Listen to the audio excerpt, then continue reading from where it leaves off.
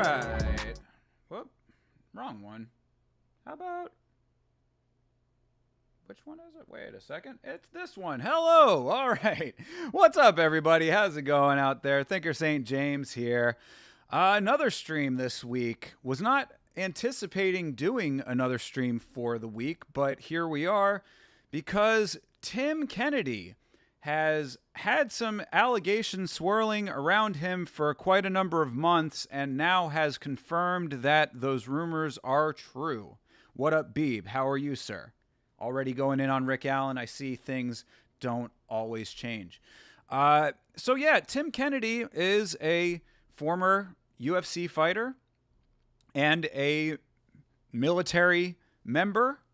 That was something that has been a big part of his brand since he stopped fighting. And there had been rumors about him having some stolen valor claims against him.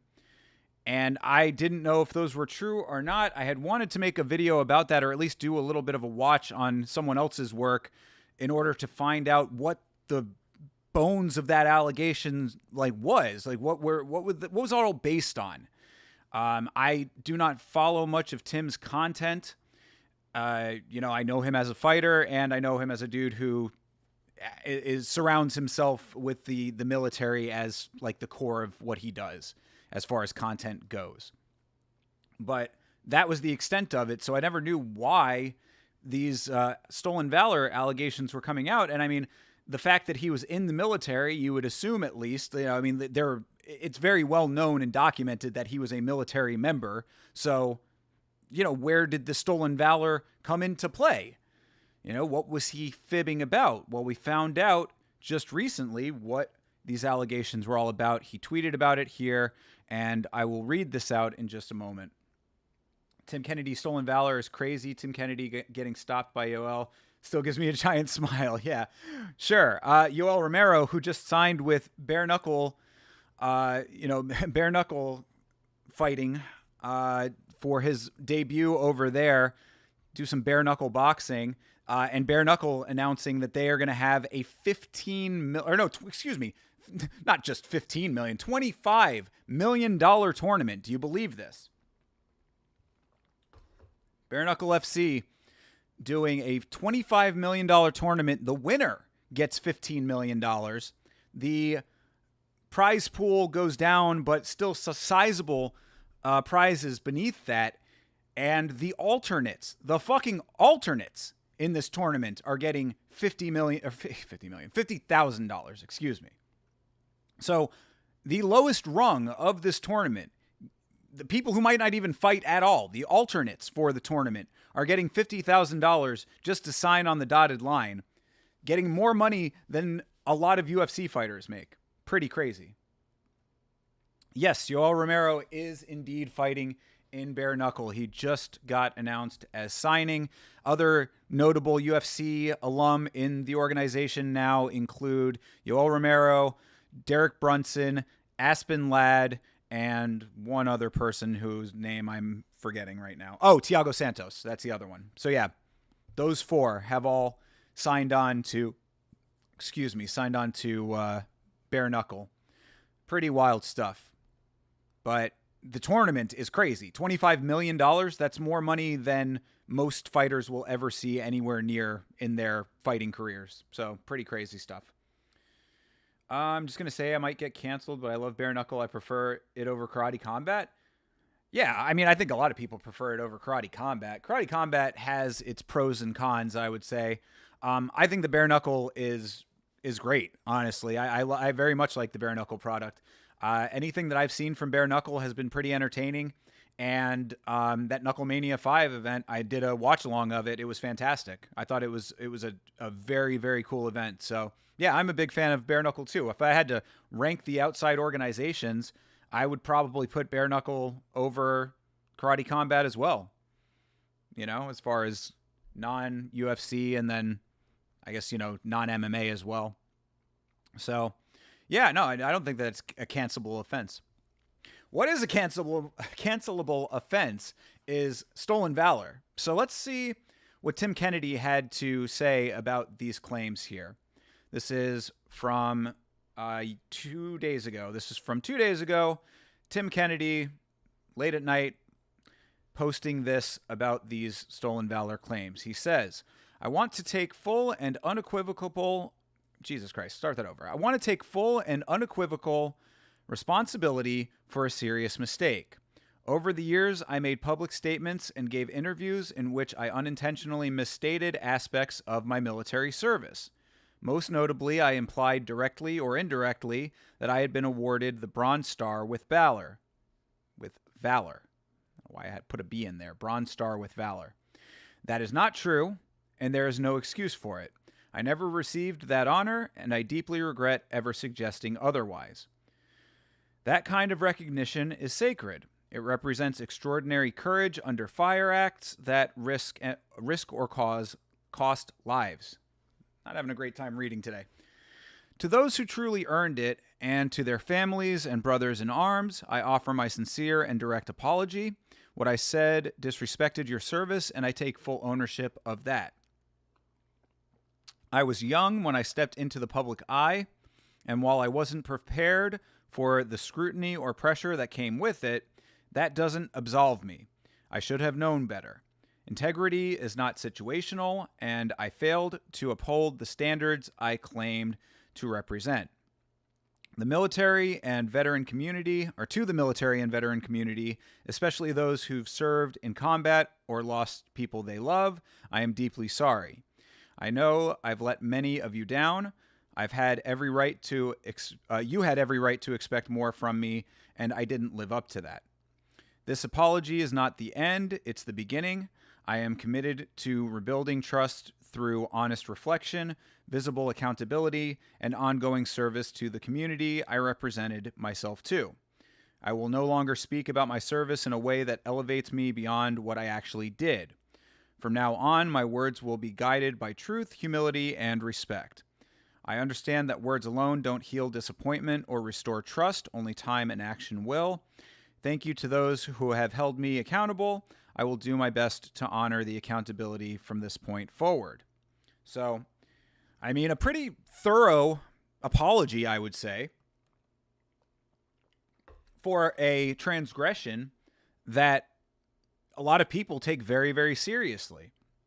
I don't want to say that I don't understand the aversion to stolen valor. I do very much get it. I sometimes think that maybe it's a little bit overblown, but I can maybe see that not being the case as well. Obviously, as a person who has never served, I cannot put myself in the position to react in the same way that someone would if they were an active or former military personnel, a veteran. Seeing that kind of thing, I can understand that being something that would bother them. And I know that some people do take it to pretty far extremes. Tim obviously did serve. It's not like he was a dude who picked up a military uniform at the Army surplus store and decided to start representing himself as a soldier when he was never one. He was an active member of the military, finished that up, did his MMA stuff, and went back into, I guess, content and his personal brand, and that was built around his time in the military. So representing himself as a Bronze Star awardee is something that a lot of people are very upset by. And, I get all of that aspect of it, but so I don't know what all of the details are surrounding the when he said it, what was actually said, that kind of stuff. So I have this video, I have the channel, at least this is Ragdoll MMA, a channel that I highly recommend. I very much like the work that Ragdoll does. In fact, I would say that there are some similarities to the type of content that Ragdoll and myself do. In fact, this video here about the BKFC champ, I guess there was an attempted murder on Yoel Romero. We're just talking about Yoel Romero. This is being labeled as overlooked MMA news, and that's exactly the kind of stuff that I get into and that I do on this channel. So big shout out to Ragdoll MMA, but I wanted to watch this video specifically because this was the one that I was planning on watching to find out what this whole situation was all about in the first place. So now that we know that these allegations against Tim Kennedy are true, we can watch this video with that knowledge and try to come to some greater consensus. So we'll do that in just a second. Ohio Player checking in. What's up, brother? Here to make good for me and catch up real quick if possible. Cliff noted. Yes. Okay. So yeah, you'll find out all of the details as we all will. But yes, Tim Kennedy was indeed an active member of the military. Guess not horrible. Vets lie all the time. I mean, maybe. We see old people now with World War II hats in question. I mean, I think that maybe is a little slight over exaggeration, perhaps, but I'm sure that it's more than zero. You know what I mean? It's definitely more than none. And then, you know, how far do you take the claims? You know what I mean? Like, if I was to wear a Vietnam hat now, would that be considered stolen valor to some people? If I was wearing like a camo jacket or something, like where is the line? I guess it's when you actively represent things that you have not done, right? Like if I'm wearing a Vietnam hat, obviously I am too young to have served in Vietnam. Perhaps that would not count. But if I wore a military uniform and walked into a restaurant thinking that people were going to give me a free meal, then maybe that's a little bit of a different story. And that's how I have heard stolen valor presented in the past, where it's people who will dress up in full military garb and go around essentially trying to swindle people out of free stuff.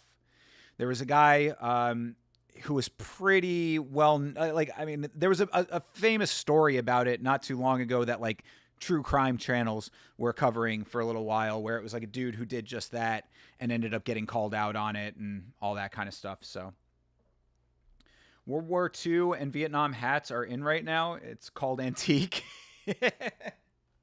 Oh man, make me feel old with all the shit that I loved as a kid and is becoming antique. But thankfully that's not one of those things. My VCRs, on the other hand, that certainly is.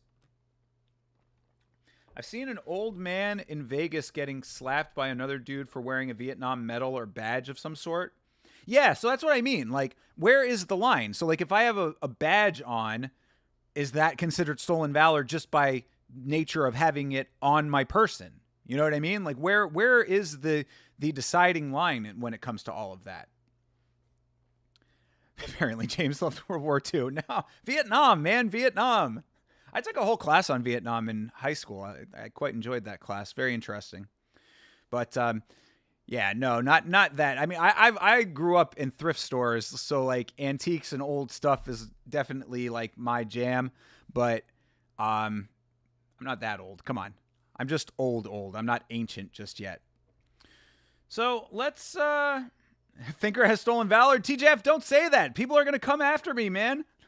I am not an active nor former military member. I claim none of that. Just off rip. So anybody out there who's watching who doesn't know that TJF is the homie and that he is joking with that. Any luck on the dating apps, John Dong? Wrong account, brother. James is roughly 32 years old. Well, I appreciate that. De-aging me by a couple years, but if that's how I present, then appreciate it. Let's get into this video and see what Ragdoll MMA has to say about Tim Kennedy here. Let me make sure that all of this is good. Yep, looks like we are good. And of course, I do not have premium, so. I'm a Green Beret, Special Forces sniper, ranger, UFC fighter, a bringer of pain, a dealer of death, damned destructor of demons. Tim Kennedy, soldier, mixed martial artist, and one of the most public faces of the modern American veteran. Yeah, so off rip, just before we even get too deep, that was a ridiculous intro that he just gave himself. What did he call himself? A bringer of death and destruction? Damned destructor of demons. A dealer of death. A damn destructor Tim Kennedy, of demons. Soldier. All right, we're already getting. I don't know too much about Tim Kennedy the man. So if he's got like a bit of a cocky swagger to himself, then these stolen valor claims are going to hit that much harder. Ariel has stolen valor. He has a black belt on his desk and clearly isn't even a white belt. I don't know. Maybe Ariel does train. You know? Apparently the schmo is pretty is pretty accomplished in BJJ, if I'm not mistaken. If not BJJ, he has some kind of athlete background, but I thought that he has some kind of combat sports credentials. He challenged Ariel to a grappling match at one point, and Ariel did not accept, or he accepted and then he went back on his word. Where is Rick Allen? I got a sandwich made of knuckles for him and his two dads. Good Lord. Rick Allen will be around any minute. John Donk checked in. Mixed martial artist, and one of the most public faces of the modern American veteran. For years, his dual identity as a Green Beret and a top-tier MMA fighter captivated fans worldwide. Top-tier MMA fighter might be a little bit of a stretch, but Green Beret, I did not realize that. And the Green Beret, from what I understand, is that's pretty high-level shit, man. I mean, I forget which one's the higher up of the two, but it's topped out is either Green Berets or the Marines, and they might even be similar. I don't know much about the military, bro, for real. I'm definitely not trying to represent myself as any kind of expert on this subject, because I abhor and despise war. I hate the military-industrial complex as a concept, and I think that we as Americans yield our power over the rest of the world in ways that are overstepping and overreaching a lot of the time. So I do not know much about all of the inner workings of the military. Ariel versus Zuckerberg, book it for the White House. Now, I mean, Dana did just come out and say that the White House card is going to be the most impressive shit you've ever seen in your life. So we will see. Apparently, they've got 2 weeks time between, and then he's going to present some master plan to the president. Think about that as a sentence. Dana White is going to put a plan together and present it to the president of the United States. Oh, good Lord. All right. But now, the same military service that cemented his legacy is under intense scrutiny. Allegations of stolen valor, a claim that someone has falsified or exaggerated their military accomplishments, have cast a shadow over Kennedy's reputation. Kennedy has never shied away from highlighting his military career. Whether it's through interviews, his social media presence, or his work with organizations like Save Our Allies, he has positioned himself as a patriotic figure, blending service with success. So, one thing that I'll say is that if he was using stolen valor in order to get himself better positioned with charitable organizations, that's a pretty serious allegation, because that's getting into fraud territory at that point. I'm not saying that he necessarily, none of the claims I am making are substantiated in any kind of way. So don't think that I'm making any direct accusations against Tim Kennedy. I'm just saying if that is the case, then that would be a pretty heavy one, because if he gained even $1 from any kind of misrepresentation, that could be conceivably construed as defrauding a charity, and that's a major crime. So bad deal there. I didn't realize that he was active in that community as well. I thought it was just content. How did I not see it before? They'll just renovate the Oval Office.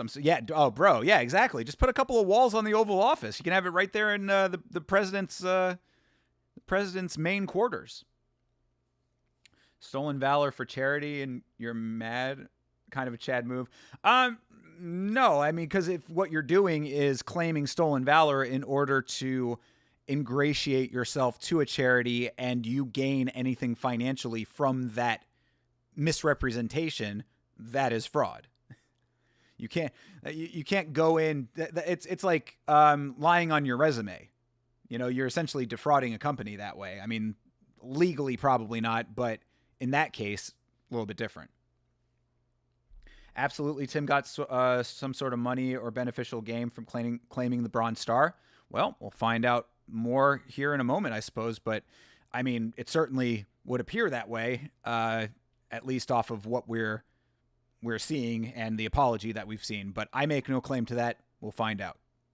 From UFC walkouts featuring camouflage to public appearances in uniform, his image is one of a warrior both inside and outside the cage. It came as no surprise when Kennedy released his memoir, Scars and Stripes, remembering tales of his storied military career. Bro, can you talk about laying it on thick, though? I mean, I understand that this is his brand, so it's like on brand for him to do it, but like, this guy is out here getting war painted up. He's got a book called Scars and Stripes with a big old American flag on it. He's wearing camo during his walkouts. It's like, Jesus Christ. Whoever did Tim Kennedy's branding did a great job with that aspect of it. Sucks for them. Sucks for them that they went in with a dude who was misrepresenting themselves, because as far as their branding of him goes, I have to give kudos to whatever agency did that.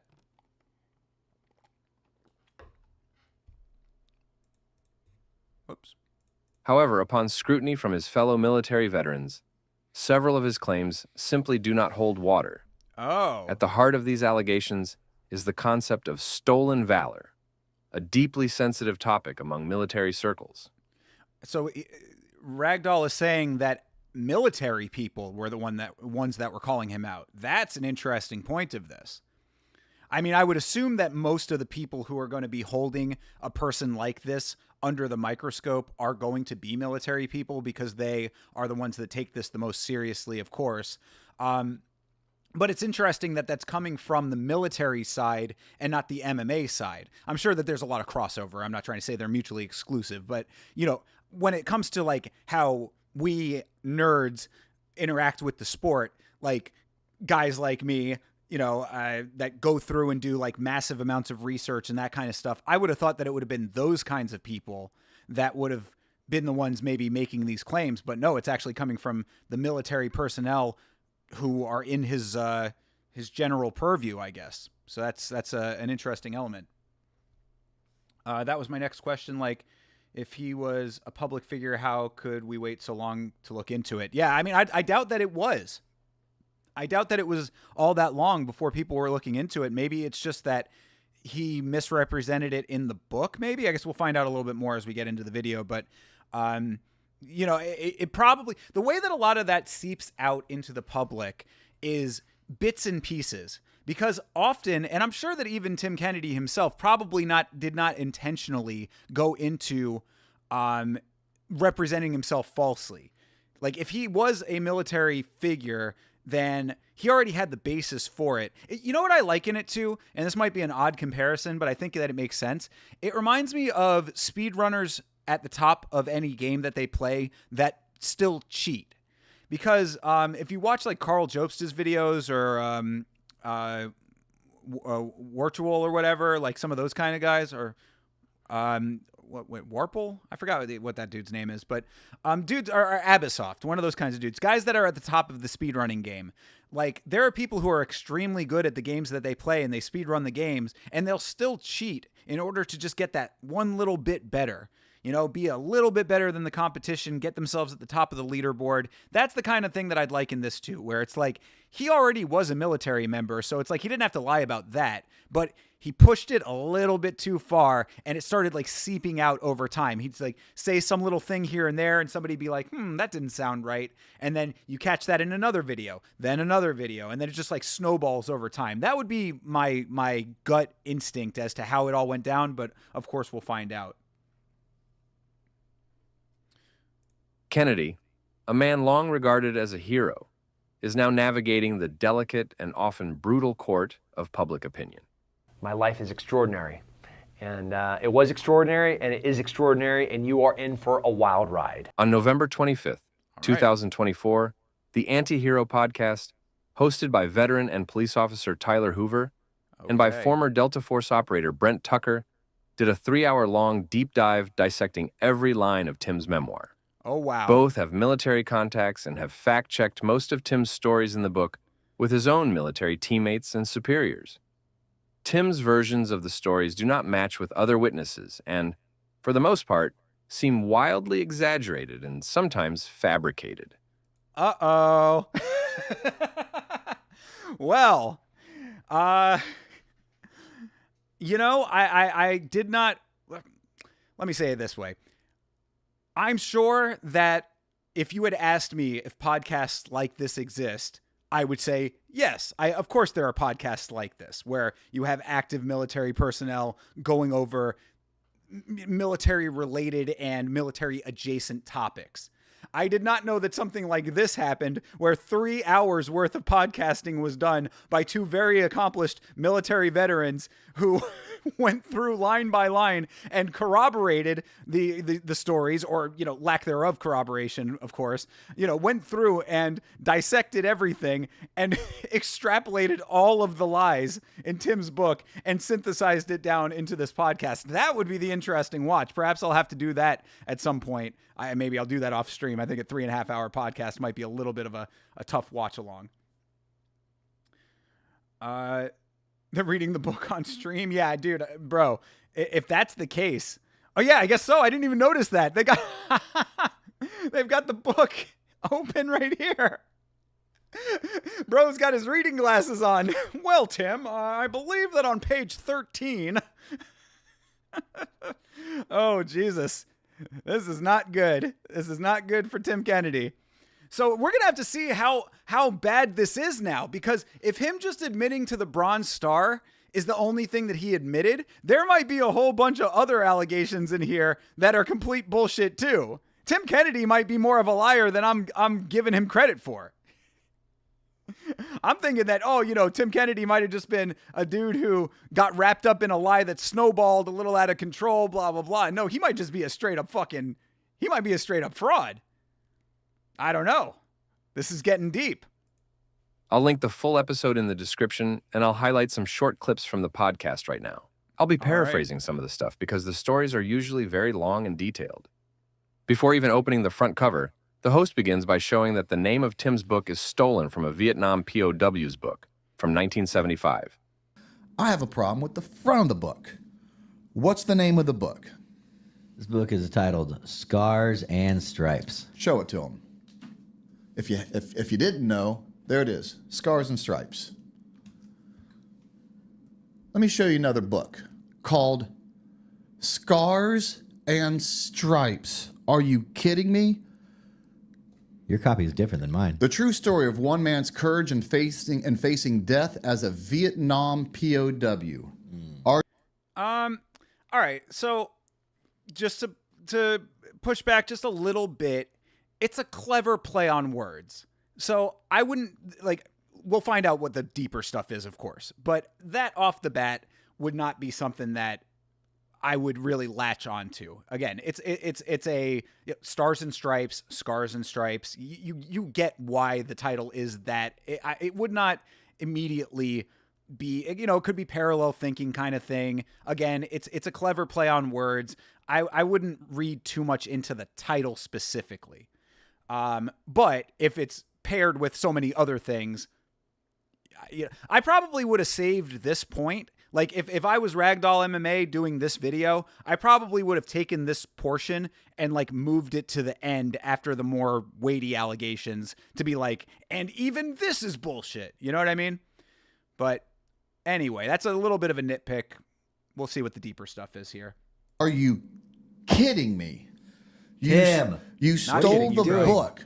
You stole the book title from a Vietnam POW veteran. You couldn't even create your own book name? Then, I mean, but again, think of any common phrase that's turned into a turn of phrase. Happy-go-lucky. I guarantee you, if you search the term happy-go-lucky book, 17 books are going to come up. You know what I mean? Or fake it till you shake it. Something like that, where it's a turn of phrase kind of thing. I guarantee you that multiple people will turn phrases into titles like that. So off the bat, I'm not jiving with that as a major criticism just yet. But anyway. The hosts begin by giving their views on why and how Tim Kennedy allegedly embellishes his combat stories and why this can be dangerous. Jocko did a podcast with Tim Kennedy and read the book, kind of like we're going to, but he knows better. He was a Navy SEAL. He had to read this book and go, this can't be true. But they're in that bro vet circle where they just lift each other up. He absolutely knew better, but for clicks and joined fame, because he's gonna attach his name to Tim, and Tim's gonna do the same thing to Jocko, and they're going to continue to use each other for money and fame. That's what I think it's about. So that actually is an interesting element of this to me. The idea of like the circles, like, because that does happen in content in general. Like there are content creator kind of cliques. Everybody knows about like the Joe Rogan sphere, that sort of thing. And I would think that in military content creation circles, that's probably the case as well. I mean, in the MMA content space, like I know a couple of other content creators, of course. I mean, do a podcast with Ohio Player. He's also a content creator. Base Gotti, like a couple of people I can name that like I'm familiar with or interact with. I don't really go this deep as what he's saying here with Jocko Willink, but I would think that there's probably a core group of like bigger military creators that do connect with each other. I don't know how much Jocko would or would not have known about the things that are in the book. So this off the bat, I mean, it would be interesting to hear Jocko's side of that coin, the side of the story on that. What's the reality of what he perceived to be the truth or not? Because is it actually that he was just like propping up this dude and them helping each other for clicks, views, otherwise, whatever? Or was he legitimately believing what was in the book? I don't know. Yes, Ohio Player is the homie Chase Parton. One and the same.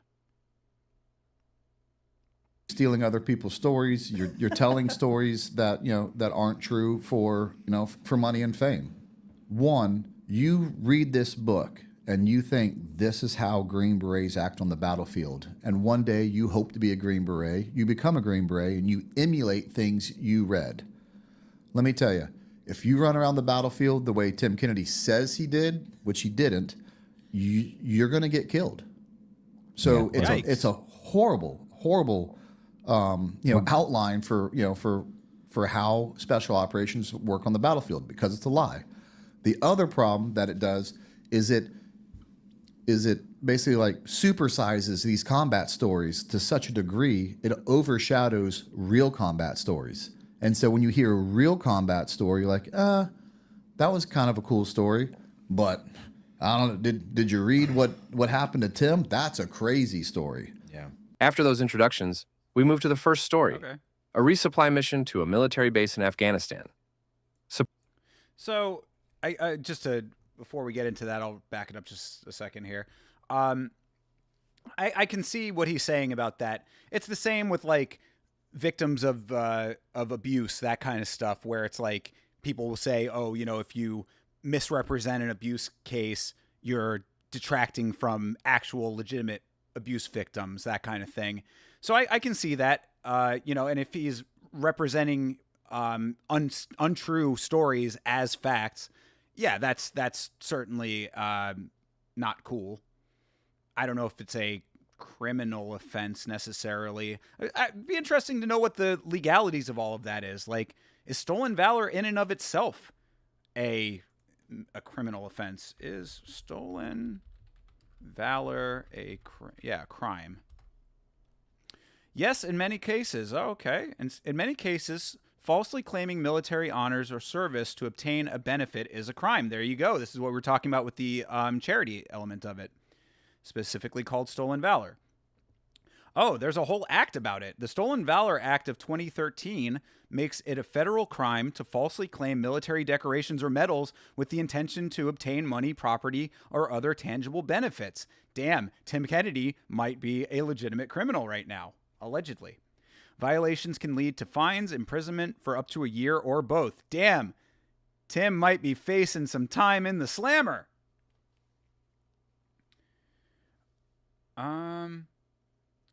He lied for charity, so not the worst thing to do. No, he did not just lie for charity, though. He lied for a book. He lied to gain He embellished his stories and put it into a book.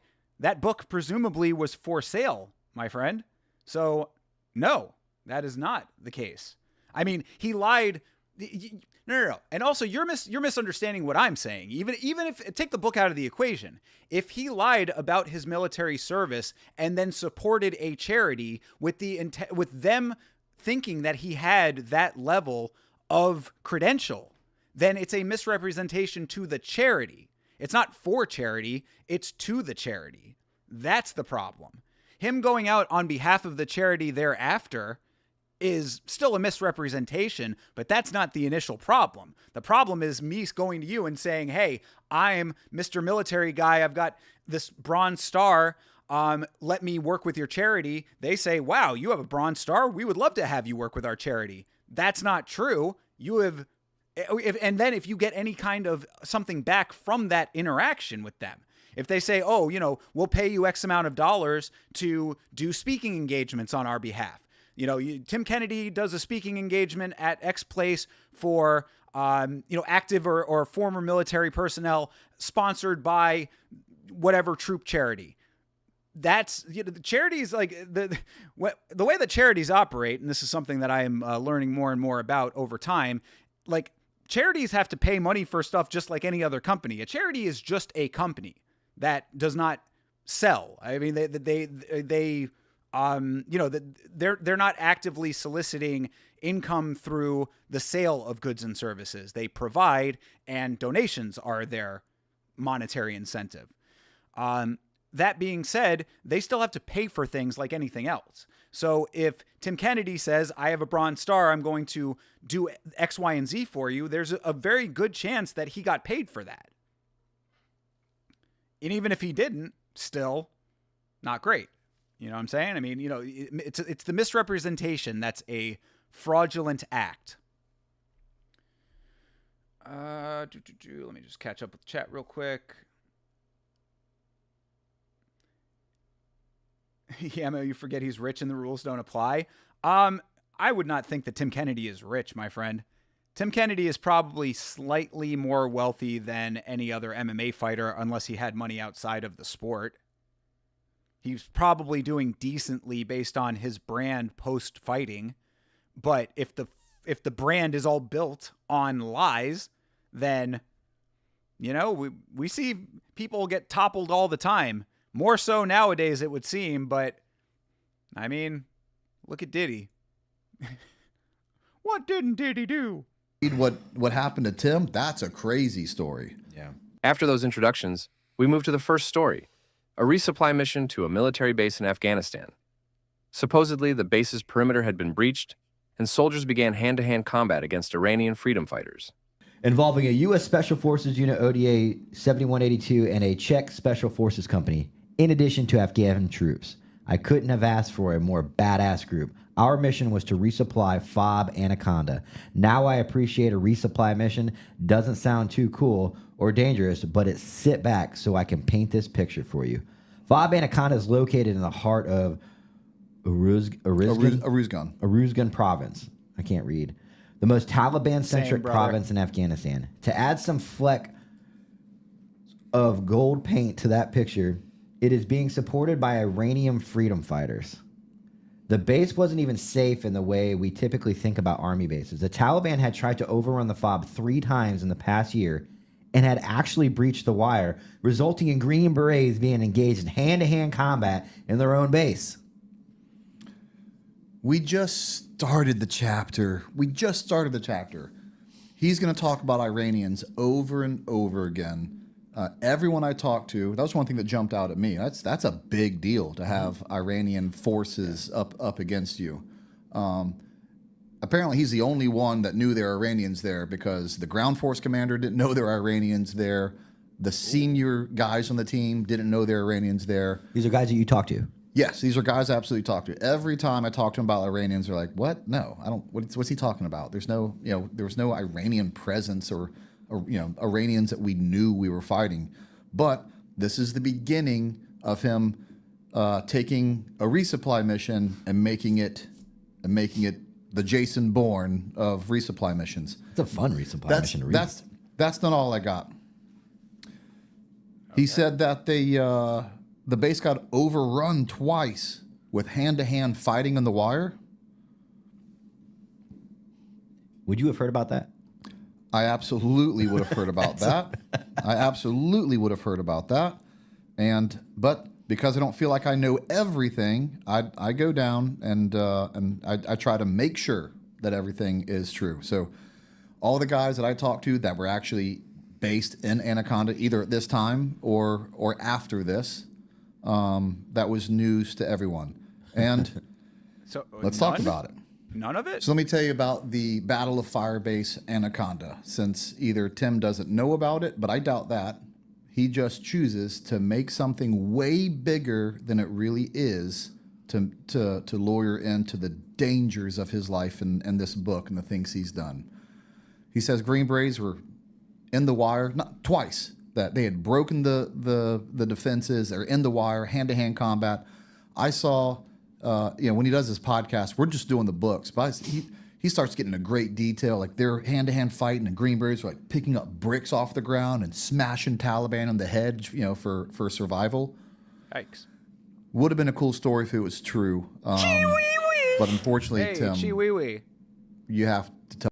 Real quick. Let me pause that.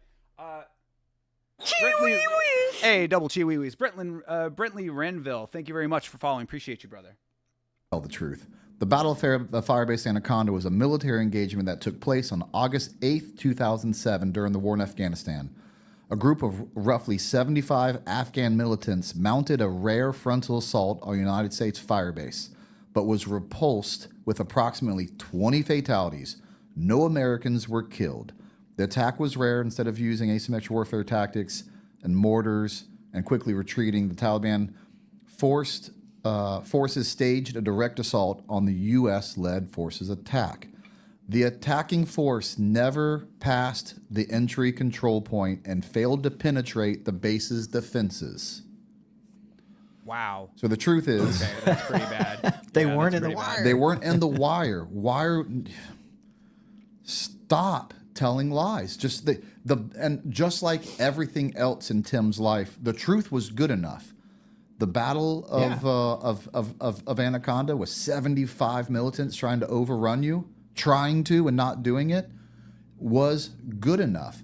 But instead, when you tell this lie, you basically said that the Taliban was good enough to penetrate our defenses, and we weren't prepared, or we weren't good enough to stop them. All those soldiers there that defended that base and with heroism and bravery. That's right. That's not good enough for Tim. Okay, so that's pretty bad. That is pretty bad if he is basically so it's kind of like what I was saying, but it's slightly different. Basically, he's like taking reality and just like stretching it to its absolute limits, embellishing stories, making things up that didn't actually happen, but basing it enough in reality that, like, if someone was to Google the event, it's like, okay, the event comes up on Google, but the actual details of the event, like the play-by-play of it, does not equal up to as he has represented it. So yeah, that's pretty bad. Okay, let me catch up with you guys real quick. I disagree. Tim won't get any jail time. Probably not. Yeah, he probably won't get any jail time. These kinds of things don't end up making that like big of a splash, but he might deserve it though. I think Tim owns Sheepdogs. It's where cops go to get tactical training, but I could be wrong. Oh, that's interesting if that's the case. He writes fiction. What's the problem with the genre? That's funny. That's a good point. Yeah, exactly. See, that's the thing though. Bro, you make a good point. If Tim Kennedy had just written a fictional book, don't even base it in any actual combat situation. All he had to do, man, this is what happens with frauds in general that really fucking bothers me. Anytime that I watch American Greed, it's the first thing that I think about all the time, which is like, if these guys put this much effort into doing something illegal and false, just take that energy and put it into something legitimate. If Tim Kennedy had sat down and said, okay, I'm going to write a fictional war book. I'm going to be, this guy on the podcast just said, oh, he turns things into the Jason Bourne of X, Y, and Z. Why don't you just write a Jason Bourne style book? you would have the credentials as a military veteran to have people like know you're a UFC fighter, you're a military veteran. If you had just sat down and written a fictional book, all of this could have been avoided. This entire thing could have been avoided. Instead, he's falsely representing things as factual, which are not, and now he's in all of this hot water. So, in a roundabout way, you make a very good point. Oh my God. All right. The Rick Allen shit is back. I will skip over all of that. I respect their love for our country. They're mad he's making our army look weak. Yeah. No, I agree with that. Yeah. These guys are fine. Like they have every right to feel the way that they feel about it. These guys, at least as far as we know, are not misrepresenting anything. So, I mean, yeah, they like, and that's what I had said too, is that like, obviously people who have a connection to the military, active and veteran military personnel, military family members, they're going to be the people that are affected most by this and have the strongest reaction to it. As I had said, Stolen Valor, while I do think it's douchey and something that's like scummy to do, and, I guess obviously a somewhat criminal offense now with this Stolen Valor Act that we learned about, well, I definitely see the wrong elements of it, the wrongness of it. It's certainly not something that I think is like a high crime. I mean, there's a lot worse that people can do, but if it's something that affects you like this, then yeah, I can understand the reaction to it. Yeah. And either way, it's like, you don't have to, it might not be murder, but at the same time, it's still wrong. Both things can be wrong at the same time kind of thing. So,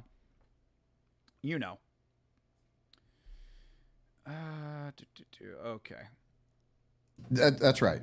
No, what up, they Zach? How you doing, brother? failed to keep them out of the wire. Later on, we hear about the Rambo-style soldier that is Tim Kennedy, but he fails to mention his own shortcomings from early as his training days. So there we were. Oh, Jesus. The Rambo-style soldier. Also, I did want to briefly say that in summation of all of that, basically what they had said there is that like that thing did happen.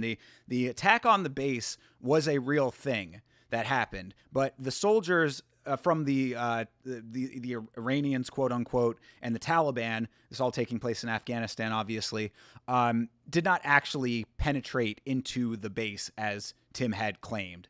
So just to sum that up for anybody who might have been wondering where we were at. Doing good, brother. Appreciate you being here, man. Thank you very much. Sierra West Coast, how are you? Have you made new merch with your iconic cup on it yet? No. The cup is going to get an upgrade and merch is coming soon. Hi-de-di-de-di-de-do. Appreciate you guys. Thanks for checking in. An A-team and me with RGs and up-armored Humvees. The Czechs and the unarmored gun trucks, the Afghans and up-armored Humvees, and 80 jingle trucks full of a year's worth of supplies. Getting ready to go at 0:30 with a bunch of drivers we didn't trust into an area we were moving to certain contact at a massive disadvantage. Oddly, I didn't even consider we wouldn't dominate the situation, whatever it turned out to be. I was the guy that came out on top in MMA fights. I wasn't supposed to win. I passed the 18 X-ray program I wasn't supposed to pass. I made it on the SIF team no one had ever made it on without being on an A team first. Bro, okay. This guy, Tim Kennedy. Dude, let me give a little word of advice directly to Tim Kennedy. Tim, if you want to get away with your lies a little bit easier, don't go out and draw massive attention to yourself in this manner. All of this self-aggrandizing is going to make people think that you're a fucking asshole to begin with. And when people think you're an asshole, they're going to be like, that doesn't sound so true. That can't be real from this douche. And then they're going to start looking into this shit more. Hold on, I'm going to back that up, though, because this little passage is funny as fuck. We were an A-team and me with RGs and up-armored Humvees. The Czechs and the unarmored gun trucks, the Afghans and up-armored Humvees, and 80 jingle trucks full of a year's worth of supplies. Getting ready to go at 0:30 with a bunch of drivers we didn't trust into an area we were moving to certain contact at a massive disadvantage. He knew he was going directly into it. Oddly, I didn't even consider we wouldn't dominate the situation. But he was whatever okay. it turned out to be. I was the guy that came out on top in MMA fights. I wasn't supposed to win. I passed the 18 X-ray program I wasn't supposed to pass.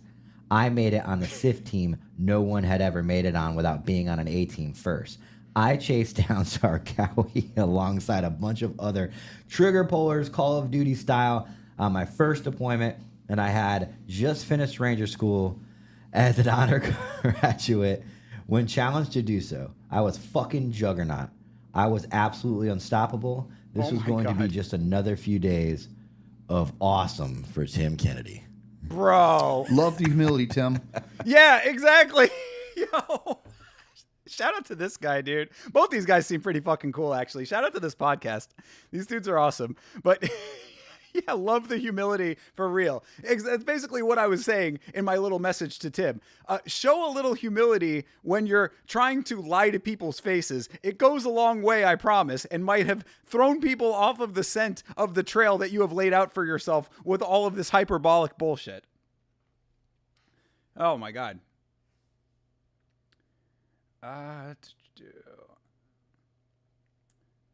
Guys are going in the chat over here. Who reads this? It can't be readers or meatheads. No, I think probably it is. Like, I would think that meatheads maybe, but no, military people, you know, and also MMA fans probably. You know, I've thought about on the channel at some point possibly doing some book reviews because there are a number of MMA fighters who have memoirs and books about the sport and stuff like that. That would be if I had like massive amounts of free time because, you know, going through and doing a full-on read of a book is a long commitment. But I mean, this is the type of book that I probably would read, you know, if I was a bigger fan of Tim Kennedy, you know, when Max Holloway comes out with his book. I forgot I was even wearing this. Yeah. Shout out to Max. I've got the Max Holloway shirt on today. But you know, if Max Holloway wrote a book, I'd read his book, you know, that kind of thing. So yeah, I would think it's probably people who are interested in military subjects and MMA fans.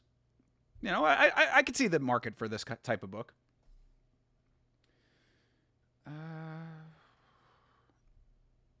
But in the book, he talks about it and he brings it up again because he always says he's the best in everything he does. He says, you know, he was the best at sniper school.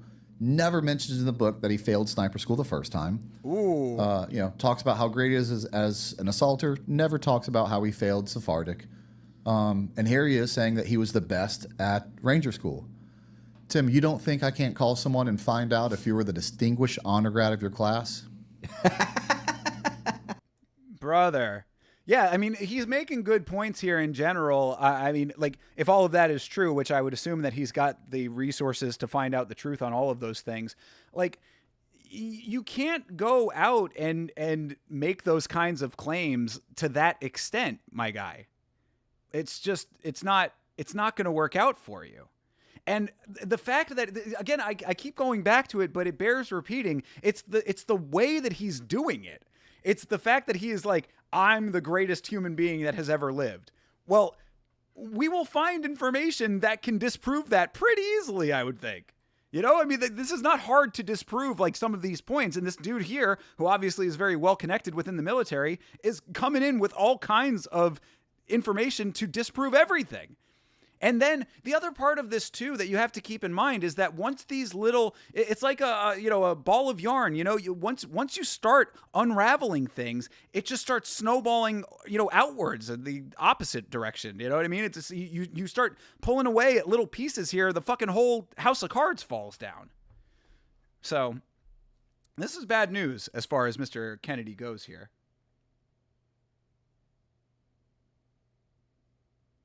Up. John Dong outed himself there. John Dong forgot to switch accounts real quick. You have like the perfect voice for like a podcast, maybe even like a scary one on life. I'd trust you to tell me a scary story before bed. Hey, I appreciate that, Sarah. I mean, I could possibly think about something like that, maybe. I don't know. It's not really my forte, but get more into MMA, and then you can listen to the podcast that I already have. And if you're interested in pop music. I do a lot of pop music reviews on my other channel. Well, not a lot. I'm hoping to beef up the second channel. YouTube.com/@ThinkerSt. Thinker St. James, if you want to subscribe to the second channel. But I haven't done much on that one in a while. But I'll think about stuff like that.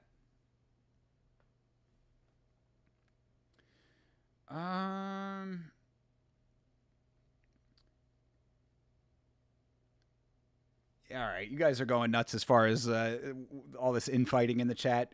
Keep it civil, people. We're here to have a good time. We're here to learn about the stolen valor of Tim Kennedy. Now we need to lift each other up in the chat. We don't need to be dragging each other down. Of course I can, and I did. You were not the distinguished honor grad of your class. In fact, your peers were so low in mountain phase, you almost got recycled over peers. So, quit saying things that you want to be true that aren't, because people are going to find out. And if you lie about being distinguished honor grad or Ranger School, what else are you willing to lie about? Would you? That's the point that I just made. It's like once you start down this path of lying about things, then it's just one thing after the next. It's a domino effect that continues on further and further to the point where every little thing gets scrutinized. And now it's actually, if you go back and think about it, so we read earlier on in the stream Tim's apology here. This is just about the Bronze Star with Valor. You know, this is probably maybe a very major point as far as all of these stolen valor claims. But like, if this is the top of the heap, all of these other things that these guys are talking about, it's levels to the same problem.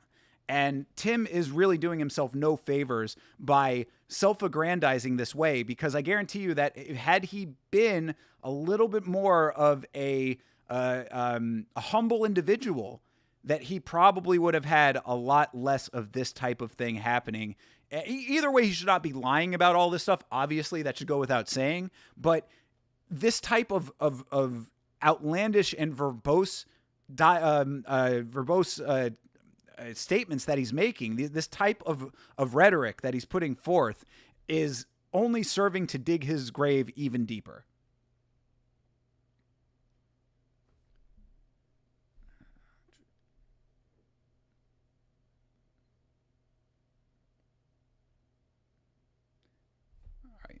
Yama, you're such a pure soul for bringing peace to the chat. I'm trying. It doesn't look like it's working, though. I just saw your name on the new revised chat on the Declaration of Independence. Oh, I appreciate the honey roasting. Yes, Sierra West Coast is a grade A honey roaster. I appreciate that. I very much appreciate it.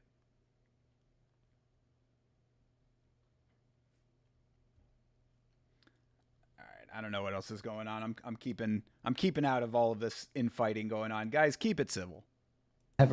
Anybody, take Tim Kennedy out of it. If I walked up to you and said I was an honor graduate, I'm a Ranger School class, and you're like, dude, that's awesome, and then you found out I lied about that, would you trust anything I said ever? Right.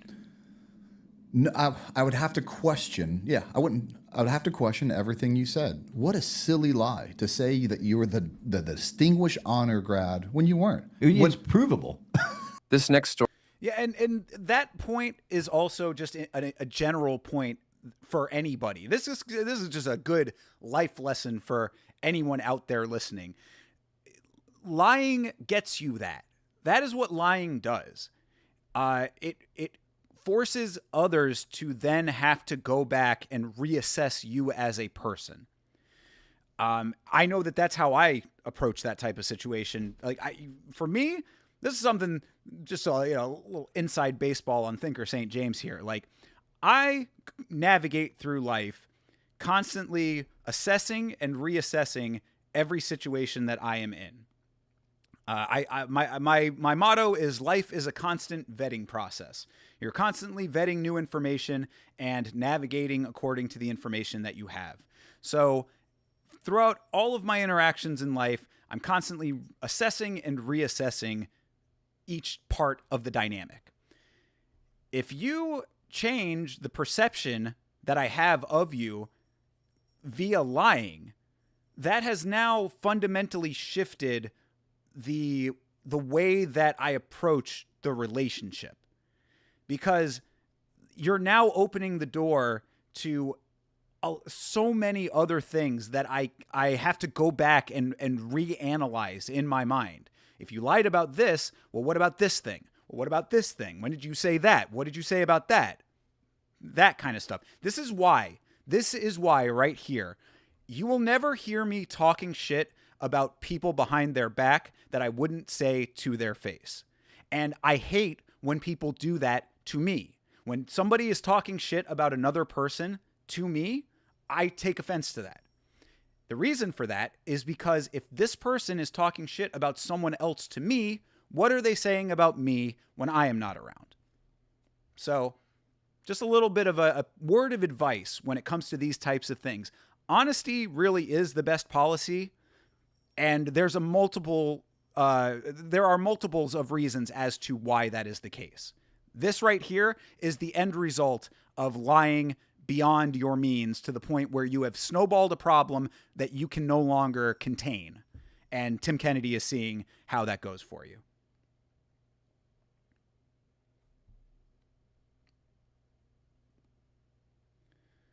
Lying with a paper trail. He didn't date many women. Yo, Ohio player, facts. How could you get away with this when she's got the code to your phone, bro? Tim Kennedy, obviously not with many ladies if this is the amount of lying he is comfortable with in public. They find out. They always find out. Story is quite disturbing, so viewer discretion is advised. While in the middle of a gunfight, Tim claims that he identified the source of enemy fire and decided to throw a grenade at them. It's only a matter of time. All right, so just as Ragdoll MMA just said there, apparently this story is rather graphic, so just be aware of that if you are listening along. Back this up just a smidge. Enemy fire and decided to throw a grenade at them. It's only a matter of time before we start getting killed. I need to take out that gun. I reach for one of my frag grenades, pull the pin, and take aim at the tiny window 20 to 25 meters away. But here I am, grenade in hand, with my team counting on me, and I launch it. It is perfect. It isn't a lob that lazily floats into the window. It doesn't bounce in. It is a fucking Aaron Rodgers laser that flies from my hand and connects directly to that window. It is the best throw I ever made. In a weird, fucked up way, it is one of the happiest moments of my life. They never find out who. Well, I don't want to spoil the next story, but they never find out who was shooting that. It stops, and during this lull, Tim runs up to Travis and says, "Hey, I think I know where it's coming from. Can I throw a grenade in the window?" He's not this guy that I'll take charge. I'll do what's necessary. I'm going to bring the boys home. It's up to me. That's what he wants you to believe.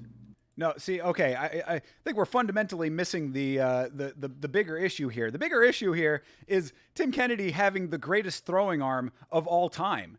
Aaron Rodgers perfection, he said. This dude is the Tom Brady of grenade throwing. Why do you say it like this, Tim? I mean, bro, I know, okay, say it like this too. I like to believe that I'm a somewhat humble person, I would say. I think that everybody's got a little bit of an ego here and there. I can be proud of my accomplishments, but overall, I'm just a guy. I know that. I don't really like people who self-aggrandize. It's something that kind of does rub me the wrong way a little bit, where it's like, bro, all right, we get it. You're great. You know what I mean? But when you take it to this level, I mean, like, if he was saying this shit out loud in front of you, like, just think about how you'd be, like, looking at this guy, like, yeah? Oh, so you really threw that grenade just as perfect can be. No bounce, no nothing, just a straight swish down the middle. This dude was tossing grenades, pinpoint accuracy, that little, whatever that thing is in football practice that has the hole in it that they throw to, he just hit that thing with a swish. It's like, okay, buddy. You know what I mean? It's one of those kinds of things. It's just like, bro, you don't need to do this. Like, people are already going to be impressed that you were an active soldier that saw action. Like that alone, it's what the one guy here, the dude in the I want to say the dude in the black shirt and the black hat, but both of them are wearing that. The dude with the bigger beard. It's what he said earlier, where it's like, dude, what you already did was enough. The fact that you were in an active combat situation was in and of itself enough to be impressive. Why did you take it to this level? I'm the greatest soldier ever to live. I am Superman out there. I am Dr. Manhattan. Jesus. You're such a good person that I heard there was a new holiday called Yamaday. Get honey roasted, my brother in Christ. Appreciate it. Well, happy Yamaday, everybody. What day is it today? We in July? July 10th? July 10th, officially Yamaday. Happy Yamaday, everybody. You can celebrate by not buying Tim Kennedy's book. Perfect. Not the Aaron Rodgers arm. Yeah, exactly. They're mad he's not a Chad. I don't think they're mad he's not a Chad. I think that they're mad that he's pretending he is a Chad. You must not play COD, bro. You can launch a nade like it's nothing. True. Because, you know, out there on the battlefield is exactly like Call of Duty. That's legit. You know, basically, when you're in the military, like, they just take you out of your bedroom from when you were playing Call of Duty and just, like, throw you out there. They're like, obviously, this guy knows what he's doing. He's got a massive... Look at the kill streak that this guy just had. Put him out there, front line.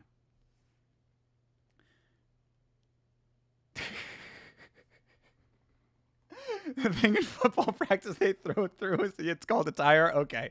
I thought it had a specific name. Fucking get off my ass. This should show you how little I know about other sports. I know about hockey. I know about MMA. I know nothing about anything else. What's that one ball game that they play with the bases? Forgot what the name of that one is. In reality, what does he do?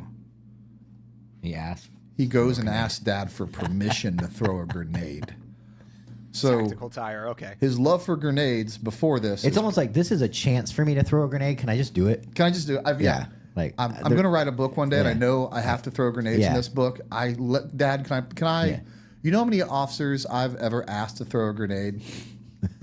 Zero. You know how many people I've asked to throw a grenade? Zero. When it's time to throw grenades, you know when it's time to throw grenades. But he just wanted to throw a grenade. And in his want, his need, his desire to throw a grenade, because it wasn't warranted, he screws up. He runs in there and he basically lobs and kind of chucks this grenade in their window and runs back out. And then tell us, because he forced this situation, tell us what happens. Well, before we find out what happens, do you mean that Tim Kennedy is not actually Superman? Is that what you're saying to me? My world view is shattered right now. My perception of reality is shattered. Perhaps Tim Kennedy is not the man that we all thought he was with this. But all kidding aside, he does make a good point. If the way that he is recounting the story is true, if you know that, I would suspect, at least in combat situations, if a grenade is warranted, then there probably is not much time to say, "Hey, boss, should I throw this grenade?" You know what I mean? It's like, it's either go time or it's not go time. If you are in a situation that warrants a grenade, it's probably time to throw that grenade. No questions asked, I would believe. How far could one possibly throw a grenade? That's an interesting question. I don't know. How far can a person throw a grenade? How far can people throw grenades? A typical hand grenade can be thrown by an average soldier about 30 or 40 meters, approximately 100 to 130 feet. Damn, they can overthrow a football field with a grenade. Oh, wait, that's yards. Damn, I really am fucking outing myself as a sports novice. Yes, yards, not feet. My bad. They can throw a third of a football field. The effective casualty-producing radius is around 15 meters or 50 feet, though some fragments can travel much further. Okay, interesting. So I guess if you're throwing a grenade 100 to 130 feet, it might detonate in the air, causing it to not be as effective, I would suspect. So your sweet spot is about 50 feet. 50 feet is still a pretty decent distance to throw accurately. But, I mean, can you throw as accurately as Aaron Rodgers with a grenade? Not unless you're Tim Kennedy, you can't. Adrenaline and a grenade, I mean, to be honest, it might get thrown far as fuck. Yeah, I mean, up to 150 feet, I guess. You know, half a football field. I can hear kids screaming. They don't understand why this is happening to them. I can hear mothers screaming, mothers that are punctured by fragments of metal and can barely hold an air in their lungs. Yikes. Keller and I flow into the courtyard. With the PKM out of commission, the RG gets more aggressive, and I see the wall start tumbling down. Everything is moving fast, and Keller and I do not want to lose momentum. I flow right, Mike flows left. This mission never would have happened in Iraq and goes against doctrine in any unit. In Iraq, we had a whole company of SIF working together to clear buildings. A normal infantry unit would have at least 4 on a door, followed by another fire team right behind them and at a minimum, with another squad or platoon in support. We have a whole compound to clear, and it's me and Keller. That's it. And he goes back again in storytelling mode. His fascination with grenades comes back later on in another story. So, I mean, just, before we get to that one, yeah, so he's basically saying that, like, he really had to go Rambo style. Him and one other guy clearing an entire compound. That's pretty heavy. I mean, this is like John Wick level storytelling that this guy is doing right now. Tim talks like Chael, but if he was being serious, yeah, for real, exactly.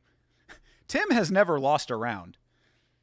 Tim has never lost a firefight either, apparently. Tim can throw a grenade to the moon. Where his convoy was ambushed and Tim bravely jumps out of his armored Another car grenade story. with his favorite weapon. And because they miss, they're about to realize who the fuck they're dealing with. They thought we'd try and run when we hit the ambush, but that's not what we do.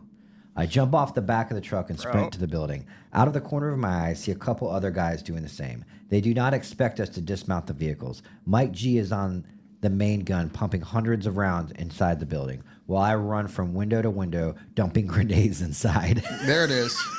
Dumping grenades. Yeah, there it is. I knew you would. Yo, I'm with that guy, dude. Grenades just going everywhere. You get a grenade. You get a grenade. Hey, boom, grenade, grenade, grenade, grenade. Tito tapped, yeah. Right? Well, in Tim Kennedy land, it's probably facts. Yeah, that I mean, if I was a better like reader, if I could read aloud better, doing a dramatic reading of Tim Kennedy's book would probably be pretty fucking entertaining. Because just the way that this guy is reading it, it's entertaining. They didn't know who the fuck we were. They didn't know who the fuck they were dealing with. Bro, this is some wild shit. Tim Kennedy, I mean, like, again, dude, if he had put this out as fiction, it would be entertaining. It would be an entertaining read. Like, damn, this dude really is. See, imagine it that way. Imagine if his book was a fictional first-person account of a war that didn't happen. That would be dope. That would be cool. You know, it's like war stories with a super soldier. Like, I like that as a concept, dude. That could be like a good idea for a writer in general. Just like some, you know, like the same way that you would hear it in a bar. You know, you're having a beer with some guy and he's regaling you of his war stories, like legitimate war stories, but they're just like the craziest, most over-the-top war stories of all time. I think that there's legs to that concept. The fact that he is promoting it as factual reality is the problem here to me. Tim Kennedy's book is located right next to Harry Potter books in Barnes & Noble. Yo, beep, for real. Tim Kennedy was out there on the battlefield with his wand casting spells on the enemy. Expecto Patroni, whatever the fuck. I shoot several guys at point blank range inside at 4 feet. It's an absolute pandemonium. And that's when the A-10s come in. Daniel Carlton and our JTAC Gizmo are swearing at A-10 pilots on the radio. They are screaming at them to just fucking do it. So this is absolutely true. They get into a close gunfight, and everyone that I talk to, let me tell you what makes no sense to me, which is what didn't happen. If you're in a close gun, like that close to gunfight, which they were, it was like a near ambush, and you're in armored vehicles, what are you going to do? Stay in the armored vehicles. Stay in the armored vehicles. Let the guys up there with guns like go to town and do work. Like that's what you're going to do. Like, and again, this is the problem. Now he's telling people, future hopeful Green Berets, hey, when you get into a near ambush and hell is raining down on you, grab your grenades and get out of this armored vehicle. That's insanity. I do like it as a concept, though.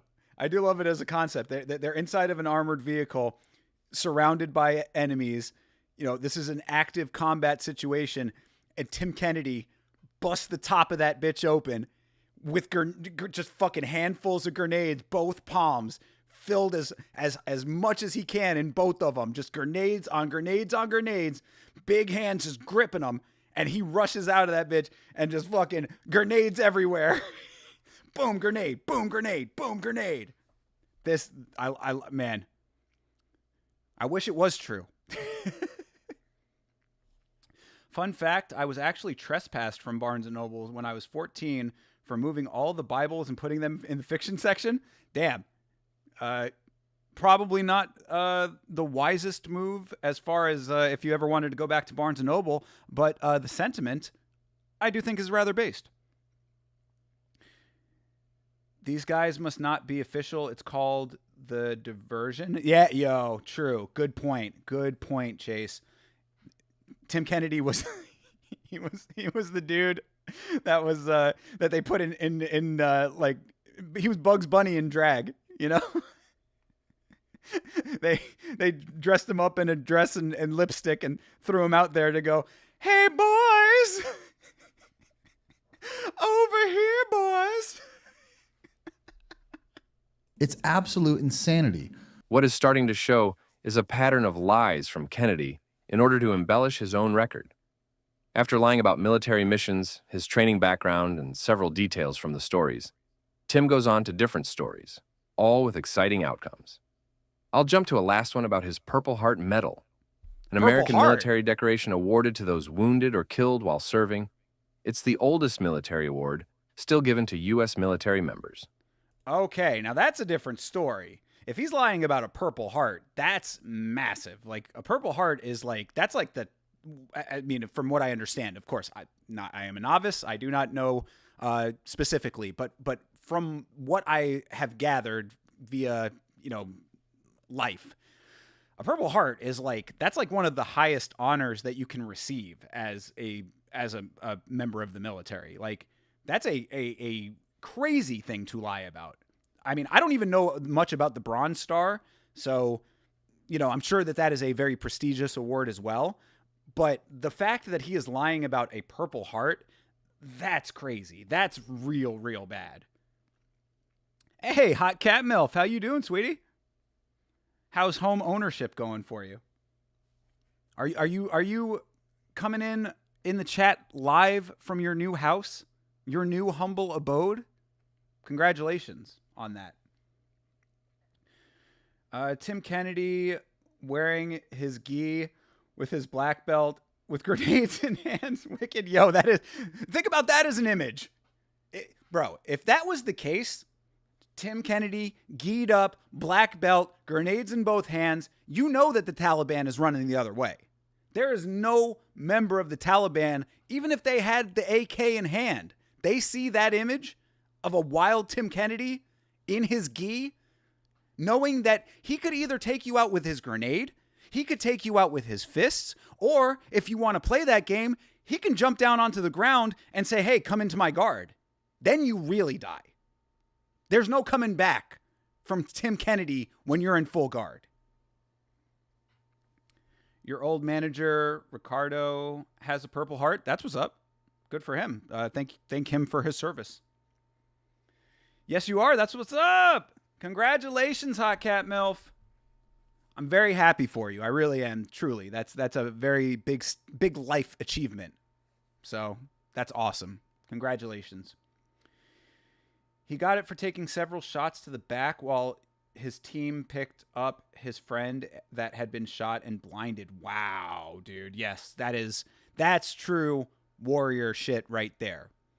That is well deserved. And, again, thank him for his service. If you speak to him again at some point, because unlike Tim Kennedy, that is some true shit right there. We jump to Valhalla VFT podcast with 6 military veterans discussing the topic. Getting hit by an IED. Okay, so he says we were there providing some aid to a village, and we got IED'd. Pretty part as a part of an ambush. I got a little bit of shrapnel wounds, some to my face, some to my arm. And then when I was trying to pick up a guy who was part of the explosion, I didn't permanently injure anything in my biceps, but adrenaline was going, blah, blah, blah, blah, blah. Okay, so all of us who've been downrange know if you get hit by a fucking IED and you take a bunch of fucking shrapnel wounds, you are getting a Purple Heart. There is no, oh, well, they didn't give me one because X, Y, Z reasons. No, like you have verifiable fucking injuries, including foreign metal debris in your body from an IED. That is going to be a Purple Heart. I've seen Purple Hearts given for way fucking less than that, right? So what's the actual story here? Is he claiming that like, oh, well, I got injured, but I didn't want to take the Purple Heart? I don't know what the backstory of him. Does anybody know what this is? I mean, because again, this is just stolen valor again. You're just. So they're saying that he didn't actually get a Purple Heart. Oh, okay. So I guess let me step back. So what I'm gathering here then is that he did not lie about getting a Purple Heart. They're saying that based on what was in his book, he should have gotten a Purple Heart, but since he does not have a Purple Heart, the story is not adding up, I think, is what's going on here. Just claiming that you have a fucking Purple Heart when you don't. Right. So claiming that does anybody know what this is? I mean, because again, this is just stolen valor again. You're just claiming that you have a fucking Purple Heart when you don't. Right. So. And I'll take this because this is actually clearly a separate instance than what he writes in his book. In his book, they're doing a resupply convoy when they hit an IED. And he doesn't claim to take any shrapnel from that IED.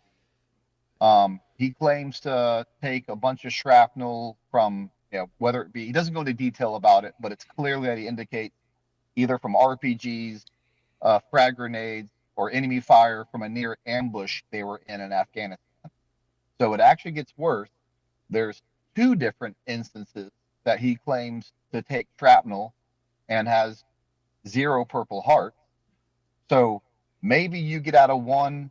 And you just talked about that. You don't get out of one, but you sure as heck don't get out of 2. And again, we have UDD 214.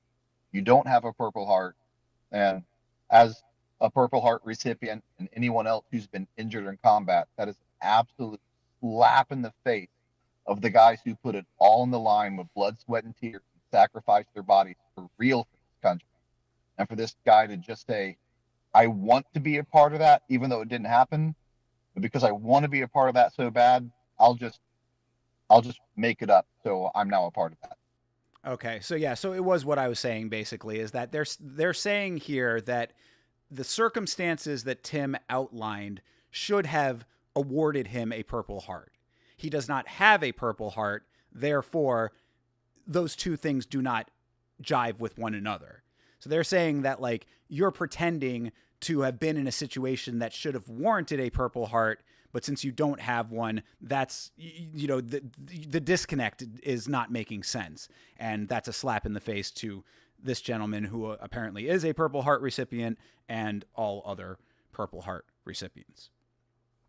Tim Kennedy was trying to be the next Chris Kyle, seems to me, with this book. Yeah, that's probably not too far off, honestly, Beeb. I think that the parallels do seem to be pretty close. I don't know all of the details with Chris Kyle.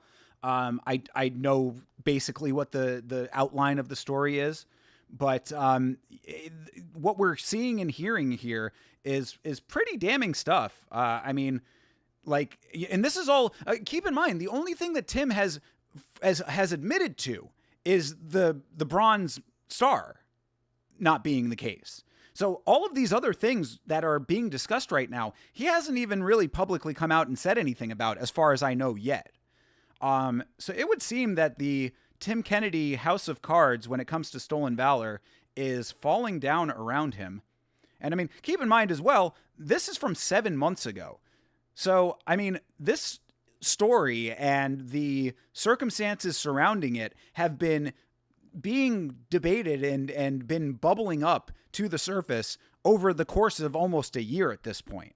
So for Tim to be like sitting back this long and just now coming out and saying something, you know that he was like struggling to try to stay afloat with these lies, is what that signals to me anyway. All allegedly, of course. Tom Clancy did this for years and has games now, but I think he just did fiction route. Yeah, exactly. That's the whole point, is that if Tim Kennedy had just gone the fiction route, none of this would be a problem. Tom Clancy has always been a fiction writer. He's fine. You are allowed to write fictional works relating to things in your life. You know what I mean? That like are drawing from your life experiences. You know, there's nothing against Tim Kennedy as a soldier saying, yeah, I was a soldier. I'm taking the experiences surrounding that and fictionalizing that for a work of literature. Perfectly fine. There would have been no problem with that. It's the fact that he's representing it as the truth. Yeah, the video is from 7 months ago. There's much more in his book that the Anti-Hero podcast debunked or fact-checked. There are tales of Green Berets burned alive, military bases being overrun, hip-firing his sniper rifle in an ambush, Humvees flipped over one another, with not one of his contacted teammates able to verify his stories. Tim Kennedy posted a response to all this backlash on his YouTube channel, but didn't address any specific allegations, instead choosing on a top-down view of the situation. I'm not a hero. I am not perfect. I'm absolutely a failure in more ways than I can count. But I'm trying to help people. And I'm never going to use my platform to attack people. I'm never going to use this platform to disparage another combat veteran. I'm going to keep doing the best I can with the resources I have to help as many people as I can. But I'm not just going to sit here and let people tell lies and take things out of context and paraphrase things that weren't how I meant them or what I said. I'm not going to. Okay. Yeah, if this is, we're gonna try to find this video. I want to watch. I want to see what he says in this. Attack anybody. I'm not going to lash out. I had a ton of people reach out with dirt, right, about the podcasters, and I'm not going to air in it, and I don't need any of it. So stop sending it. He's going the high road.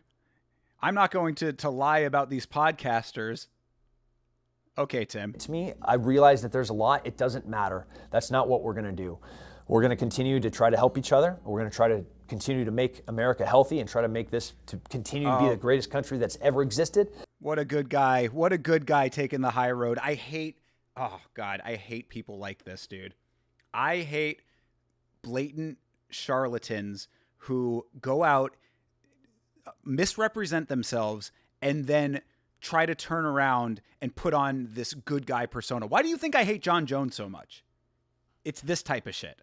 It's being one way in public and being a completely different person behind the scenes. Now, I mean, I don't necessarily think Tim Kennedy is like a bad guy overall. I don't know enough about him to have that assessment. But what I am seeing here, based on what we have seen through this video, is that he is a liar and a misrepresenter of his military service. And then he comes out and does this type of video. Oh yeah, I cannot wait to watch the rest of that one. We're going to find that. And I want everybody to stay safe, and I want everybody to stay free. But the controversy may be far from over. The podcast revealed that more veterans with first-hand knowledge of the events described in Kennedy's book have come forward. These witnesses, including former teammates and instructors, are prepared to publicly dispute Kennedy's accounts in future episodes. We'll wait and see. We're living in a time where, everything's curated, everything's editorialized. You can paint yourself in any light that you want people to see you, and that's just not how real people are. So I thought that this book right now is more relevant than any book maybe ever, because this book really shows every single struggle that we've ever had, every struggle that I've ever had, and why it's so relatable to everybody. Bro, that is wild for him to say that at the end. Everybody can craft their own narrative. Everything is so curated. And that's literally what he did. Oh my God. Allegedly. Let me see if that, hold on. Is that video in here somewhere? Oh yes. Okay. Tim Kennedy setting the record straight. Oh, we are definitely watching this. Tim jumping around the allegations in that clip. Yeah, no shit. We're going to see it. We're going to see just how much he did. Hopefully this is not super long. You won't bring up the video because it doesn't exist, and I just exposed you for the charlatan you are? Got me, bro. Got him. Ladies and gentlemen, we got him. Show you why it's so relatable. Yeah, it tells the most unrelatable story ever. Yeah, for real, dude. That's legit. That's why it's so relatable. You know how everybody can relate to going into a hotbed of military activity with 2 hands full of grenades and just lobbing them at places? It happens to me on a Tuesday, bro. Come on. All right, let's see what this one is. So a podcast. Oh my God, 11 minutes. All right. Well, in for a penny, in for a pound. Let's hear what Tim Kennedy has to say in his own words. When would okay, this also came out 7 months ago. So this must have come out just after the ragdoll video. Or just before, excuse me. It must have come out just before that video came out, I guess. So let's see him trying to set the record straight here. Knowing what we know now, keep that in mind, of course. Knowing what we know now, that he has just recently fessed up to at least the Bronze Star, the claim of the Bronze Star. Dropped right before Thanksgiving. And they went through my book and a ton of podcasts that I've been on. I also hate how well-spoken these people are. I am a person, obviously, if you watch my content, who stutters and stammers and misspeaks all the time. And these liars somehow can go out there with a straight face and deliver all this information without a single mess up, a single misstep. They can just straight to the camera. Look at him. Look at it right now. This shot right here. He is looking dead into the camera and lying to your face. Allegedly. They made accusations that I embellished things in the book to make myself look bigger than I am, and they accused me of stolen valor. They did this to keep veterans accountable, and to hold a standard. Right after that, they said that they dropped one of their ads for one of their 6 major sponsors, and as it played, wow, I'm sure it has nothing to do with why they're targeting me. But on my episode, their numbers were way up. Weird, probably a coincidence that their biggest episodes involved Marcus Luttrell, Rob O'Neill, Jocko Willink, and now me. This dude is really out here, bro. This is really interesting to me because I come from the YouTube side of things, right? This is a classic YouTuber tactic right here. He is basically saying that all of these people are questioning him for clout. They're clout chasing off of his name. It has nothing to do with the actual truth or lies that he is presenting. It's, I'm a big name. I have a book out. People know me. They know me from my MMA career. They know me from my military service.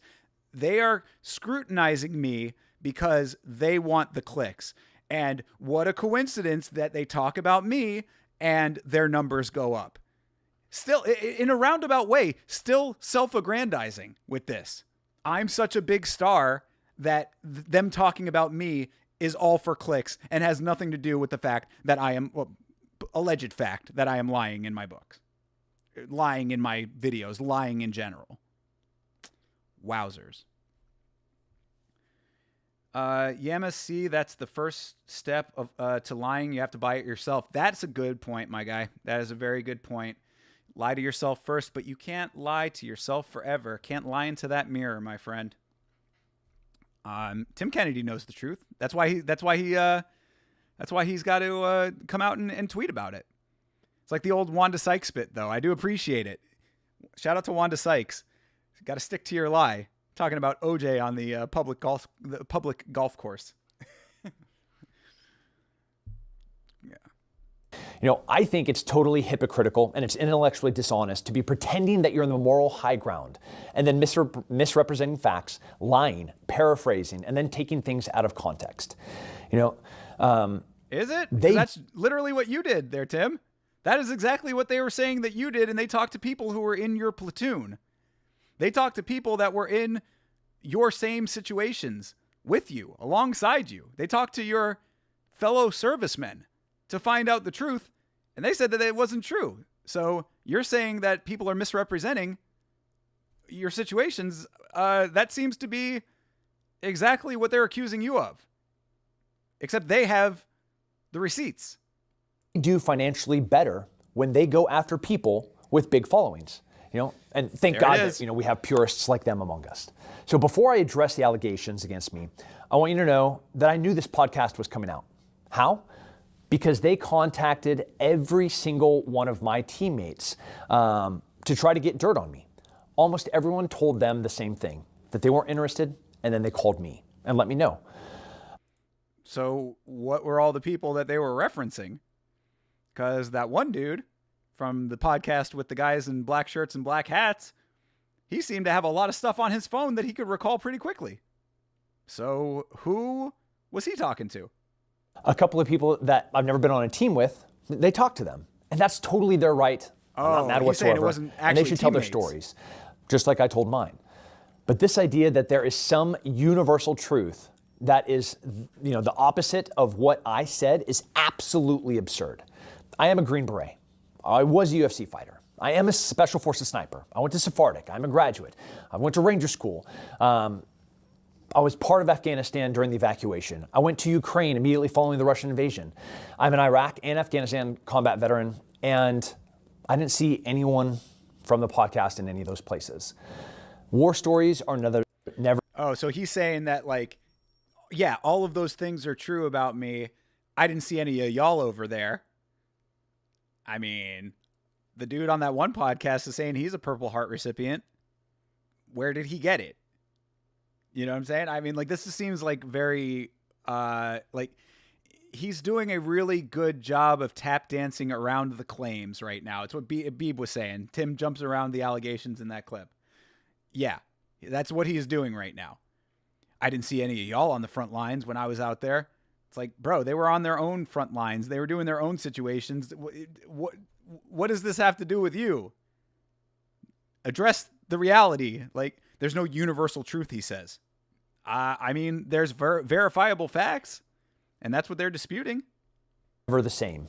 And ask anyone who's been to combat or review board what happens when you interview 5 guys in the same battle. You're going to get 5 different stories. And if there's a feed running, you get a 6th. At the beginning of my book, I literally outlined that fact as clearly as I could. There's no chance that my version is 100% reality and accurate, but that is what I remember. It's reality to the best of my recollection, and that was supported with my journals and supporting interviews of other people throughout the whole entire book. I mean, it's hard to say. I mean, yes, that is it. There is not going to be one definitive version of events if you talk to all different people, perhaps, but the main core tenets of what you have done or did not do can be verified or not, I would think, in most instances. I'm sure that there are probably situations that he was in where it couldn't be verified. You know what I mean? If it's him and one other person and that was it. Yeah, they're not going to be able to verify that. Or times when he was alone by himself on patrol or something like that. Yes, obviously, you're going to be the only person with that information. But if they're saying that all of these background details don't add up, they have people who will attest to different versions of events entirely to what you were saying, and the reality that is presented is essentially making you look like a bigger hero, a bigger star, a bigger force of nature than what the truth is, to the point that it's crossing over into stolen valor territory. then you're in the wrong. And these guys are not wrong to be actively seeking out the truth of the matter. You know what I mean? Like, because think of it this way. If he had not gone to the extremes that he went to, then all these guys on the podcast would be looking like serious idiots right now. Oh, Tim, he was out there like every other soldier, blah, blah, blah, but he ain't shit. You know what I mean? Some shit like that. It's like, no, bro. I mean, like, if you had said it in a realistic way that would not have raised red flags with people, then you would be in the clear. Like, everybody would be like, if all of these people that they called were corroborating the stories, then nothing would have come from any of this. You would not have had to have made a public statement regarding your Bronze Star. I mean, this is like, he's really shooting himself in the foot. In this video, digging his hole even deeper. This dude, Tim Kennedy, has dug a hole to China right now. Living in Vegas, I met a ton of Army vets, and the vast majority of them don't really talk about their military accomplishments. They actually rather talk about other things. Yeah, that's more common, I would suspect. Most of the time, people are very conflicted about the things that they have to do in the field of battle. You know, a lot of times, like, this is why so many veterans have PTSD, and sadly, why so many of them end up harming themselves in sometimes fatal ways. They are haunted by the memory of the things that they have done. Like, there's nothing glamorous about taking a life, you know? I mean, like, you know, we watch movies and you know, you have an action sequence with a score going and all kinds of explosions and special effects, and it's like, wow, that's so amazing, that's crazy. But like, the reality of war. In fact, I actually want to watch that movie that just came out recently, that Alex Garland movie. That's like a very, very realistic account of an attack in Iraq, I believe it is. From all firsthand account of the soldiers, and it's like done very, very, very accurately. Like, there's no score. It's all just like the events as they happened. I forget the name of the movie, but hold on, I'll find it real quick. Alex Garland Warfare is the name of the movie. Okay, yeah. This movie here, Warfare. Apparently, this is like as true to life as you can get. When it comes to a portrayal of what it was actually like in this instance for these soldiers. And I mean, when it comes, so my point in bringing all of that up is that it's like, it's not, these guys don't think that it's cool or fun. You know what I mean? Like, this is like really stuff that eats your soul away to have done some of the things that these people have done. And then getting into the political aspect of it is a whole nother layer that you don't even want to peel back. You know, with that being said, I want to address a few things. And not everything, because they went off for 3 hours about all of the things that I have done wrong and all of the inaccuracies. You know, so let's get into it. Number one, did I fail sniper school? You know, and this is the intellectually dishonest thing. Where, and super hypocritical, because they're taking things out of context. Yes, I did fail sniper school. You could say that. What happened is, you could say that. When I got my sniper school date, it was going to be 10 days before my own wedding. So I asked Sergeant Major Fernandez, Conrad Fernandez, if I could go to a different class. Man, and he gave me a tough pill to swallow. He says, yeah, man, but what you have to do is you have to show up on day one, because if you no-show, we will lose our slot to a future course. And show up and you're gonna have to fail. So I went 0 for 25 for the Special Forces Sniper School shoot-in. And then I went to the very next class and graduated. That's what happened. Okay, I mean, I can see what he's saying with that it's a little bit of a misrepresentation, perhaps. But I mean, again, we're talking about establishing a pattern here, Tim. Addressing one thing like that doesn't necessarily add up to what they're saying in the totality of the podcast. That's not enough. That's not enough to vindicate. For Ranger School, man, that was 20 years ago. And this is just one of the failures of the editing and book process is I knew I was one of the honor graduates. I didn't know what award I got. And Nick, I, and the editor, complete failure and oversight. As an honor graduate, of me getting the tomahawk and getting the award had it at the ready. with my team sergeant and my team leader, Ed Wings and Mike Gomez. Love you guys. 20 years removed, being a graduate, and then immediately going on another trip, I couldn't remember which award I got. Bro really just threw his editor under the bus. Like, you know what, man? 20 years ago, I don't remember what award I got. Just throw something in there. You got it, Mr. Kennedy. Type. You could have said I failed that. That's really funny. Ohio player, I like that. Transcript says F. Yes, it does. The transcript of this video says F too, if you dig down deep enough. But I like that, though. I love this justification here. Bro, come on, man. I am such a super soldier. I can't remember all of my awards. Look at all the awards I got on this wall behind me, bro. You think I remember every single one of those? I am so accomplished. The awards are like fucking candy to me, bro. I pop one, I fucking get another one, I lose one. Another day at the office for the GOAT Tim Kennedy. So complete mistake on that part. Then for Sephardic, another thing that you took out of context. Yes, I have been to Sephardic 2 times. I've successfully completed Sephardic 2 times. I consider that a great and wonderful thing because it has a very high attrition rate. The first time I went to Sephardic, B-17, 7th Group, Bravo Company, 1st Battalion, they were covering down on the C-37 mission in South America, while C-37 went to Iraq for that mission right there, to go and hunt. Had it at the ready. And be part of a special operations task force hunting Zarqawi. For them to cover down on that mission, they had to have the skills that were taught during Sephardic. They've never sent an entire company before. I was already in C-37, but you have to be a Sephardic graduate to be in C-37. So this was my class to go to Sephardic. They didn't issue anybody the identifier for completing that Sephardic class because they taught an entire company. So went to Iraq, came back, and went back to Sephardic and graduated a second time. It's pretty awesome. Okay. I don't know enough about the subject to have too much of an opinion about this specific point here.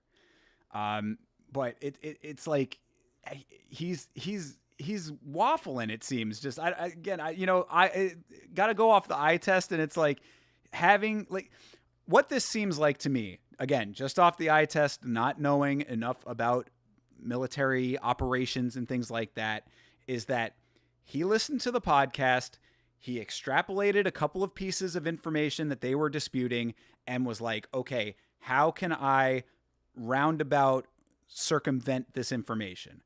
Like, pick the points out that I have some kind of answer for, and make the narrative crafted in a way that can get me out of the briar patch, so to speak, is what it seems like to me. But again, I don't know. So he graduated this Sephardic thing twice, I suppose. Fine, whatever. Tim has paid to unlock all golden guns. Brother, he didn't even need the cheat code to get all of the enemies in big head mode. Brother was speedrunning GoldenEye on God mode for real. Tim Kennedy shoots bullets and they fire shots that leave paintball marks. The non-Purple Heart. First of all, it's insane that you're using like a 2011 DD-214 as your document of proof. You know, it's 13 years old now. What is this is another classic YouTuber tactic right here. It's in the past, bro.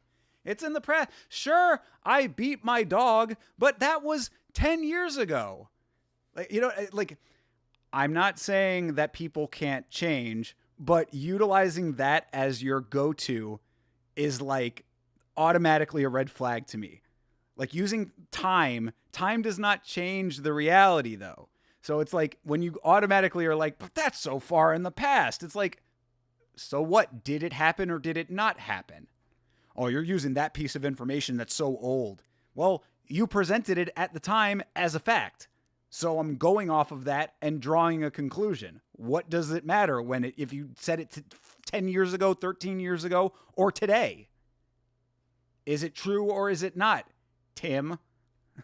A lot of things have changed in the career since then. But one of the things that wasn't on that DD-214 is a Purple Heart. I was injured while I was in combat, and you can watch. You can go back to fights in 2003, 4, 5, and 6, and you're going to see my neck and my back one way, and then from 2007, 8, 9, until today, you'll be like, whoa, he looks significantly different. And you're going to notice a bunch of brown marks on my shoulder and my neck. What I didn't have is a chain of command, a direct chain of command. I was not on an ODA when I went to Afghanistan in 2008. I didn't have a team leader. I didn't have a team sergeant. I didn't have anyone putting me in for orders. When I came out of the Urizgan Valley after those ambushes, and then we made it back out of Firebase Anaconda by the grace of God and by the heroes to my left and to my right, like they're 100% the heroes in all of this. There's no one. I just wanted to stay in the fight. There was no one to put me in for any awards. There was no one there to do anything. I was a coalition asset traveling with a NATO allied partner. What? In and out of that place. So wait a second here, buddy. Okay. So what he is saying with this is he got injured in the course of battle, but he is such a G. He is such a super soldier that he was like, keep your fucking bullshit awards. I just want to get back out there and fight more. What about after you came back in general? Like, so you mean to tell me that they like just patched you up real quick out on the battlefield and then sent you back into battle?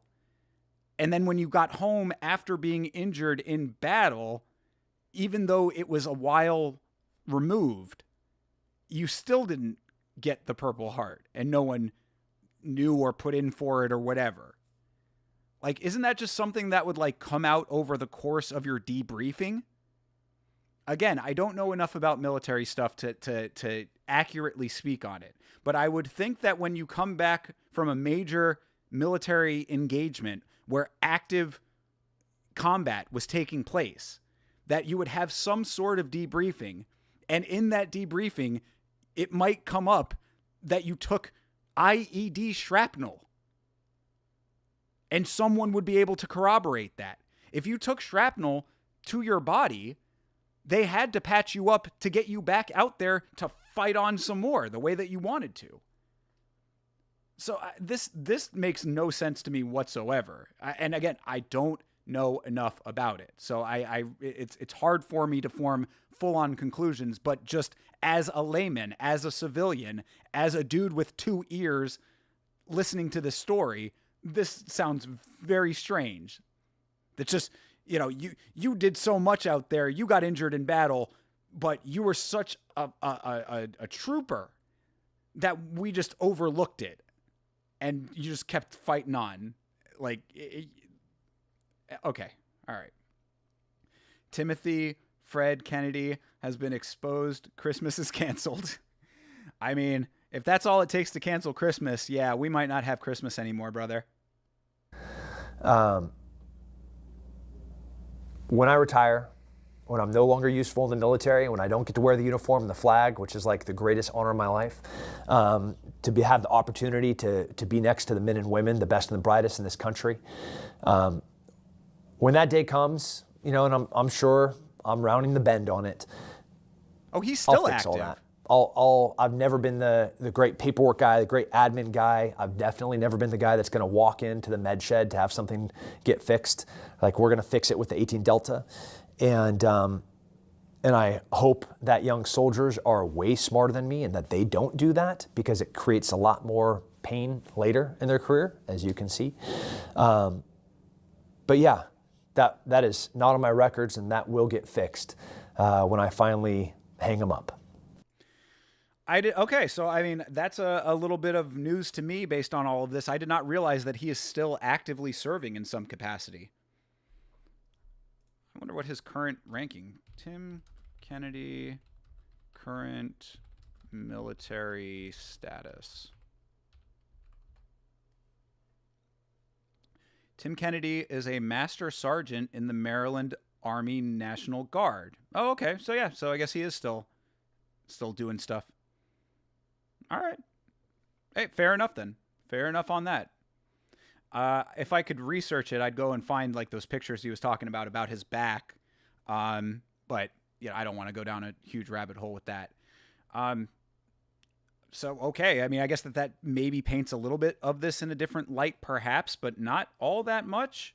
Just another interesting tidbit to everything, that he's still actively a serving member of the military in some capacity. Another thing in the book, when I packed a bag, when we knew we were going to get ambushed, when we were leaving Firebase Anaconda, I told Nick that I packed these speed bags full of grenades and magazines. And Nick was like, how many do you put in there? I was like, I don't know, like a gazillion, as many as I could fit in there. And I don't know exactly how many grenades that you could fit into a bag. Maybe it is 50. What I know is that once we got shot at from a building, no one was flashbanging that building. We're throwing grenades in those windows. And thank God that I had great team sergeants that told me how to prepare and build things like that in anticipation for a big fight. Thank God you had the throwing arm of Aaron Rodgers. Which we were in. Was it 50? I don't know. I remember it was super heavy to pack it, but when I told Nick it was like 25, it was 50. It was a gazillion. It was as many as I could get in the bag. That is accurate in the context of what we're saying. That is also true. You know, forgetting the names of... So he's saying that they... Well, okay, then hold on a second. That, again, sidestepping the major point with that. The crux of the problem that the podcast was outlining was not that you got attacked and not the amount of grenades that you had on your person. The crux of the argument was that you said that the Iranian forces came in and passed the entry point of the base.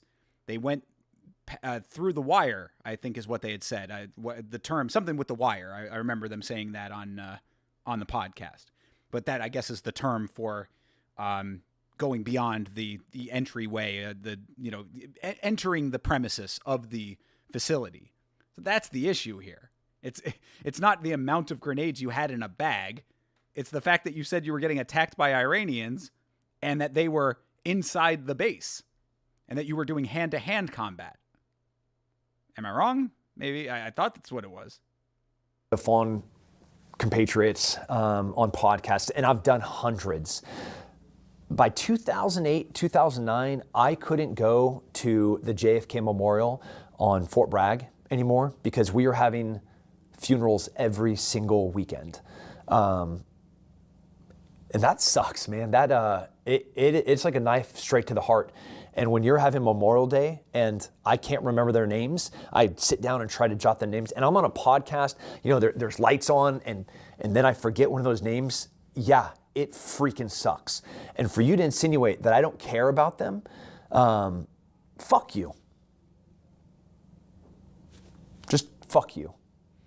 Yeah, I mean, if that's if obviously that's reacting to something that we didn't see in context with these other videos, and if that's the case, I mean, that is a little scummy to insinuate that. I think Tim Kennedy is a lot of things based on what we have seen today. I doubt that he is some callous individual who does not care about the people that he was surrounded with in these combat situations. So if that's something that they were making reference to, then that is a little bit scummy. I will give him that. And I can keep going and going and going. But no matter how many things. But you didn't. But you don't, though. You can keep going and going and going, but you did not address the major points, though. That's the problem, Tim. There are major points that were not addressed here, and ones that led to you having to make a statement about a Bronze Star. I'm actually upset Jocko didn't press Kennedy and gave him a pass. I mean, this is an interesting question. It's kind of what we were talking about earlier, is like, how much did Jocko know or not know? How much did he research and fact check any of the things that Tim had in his book? Or like, what does he know about Tim's record leading into the podcast appearance? Like, I wouldn't put too much on Jocko specifically. And I also don't even necessarily think that it's the clout angle that the podcasters were outlining that would have been why he did or did not press Tim on any of these things. Like, it's, you know, it's one of those situations where it's like, look, they're friendly, or like, you know, they're not on bad terms. He's on his show. We're having a conversation. You tell me a whole bunch, like let's say I had somebody on the channel, right?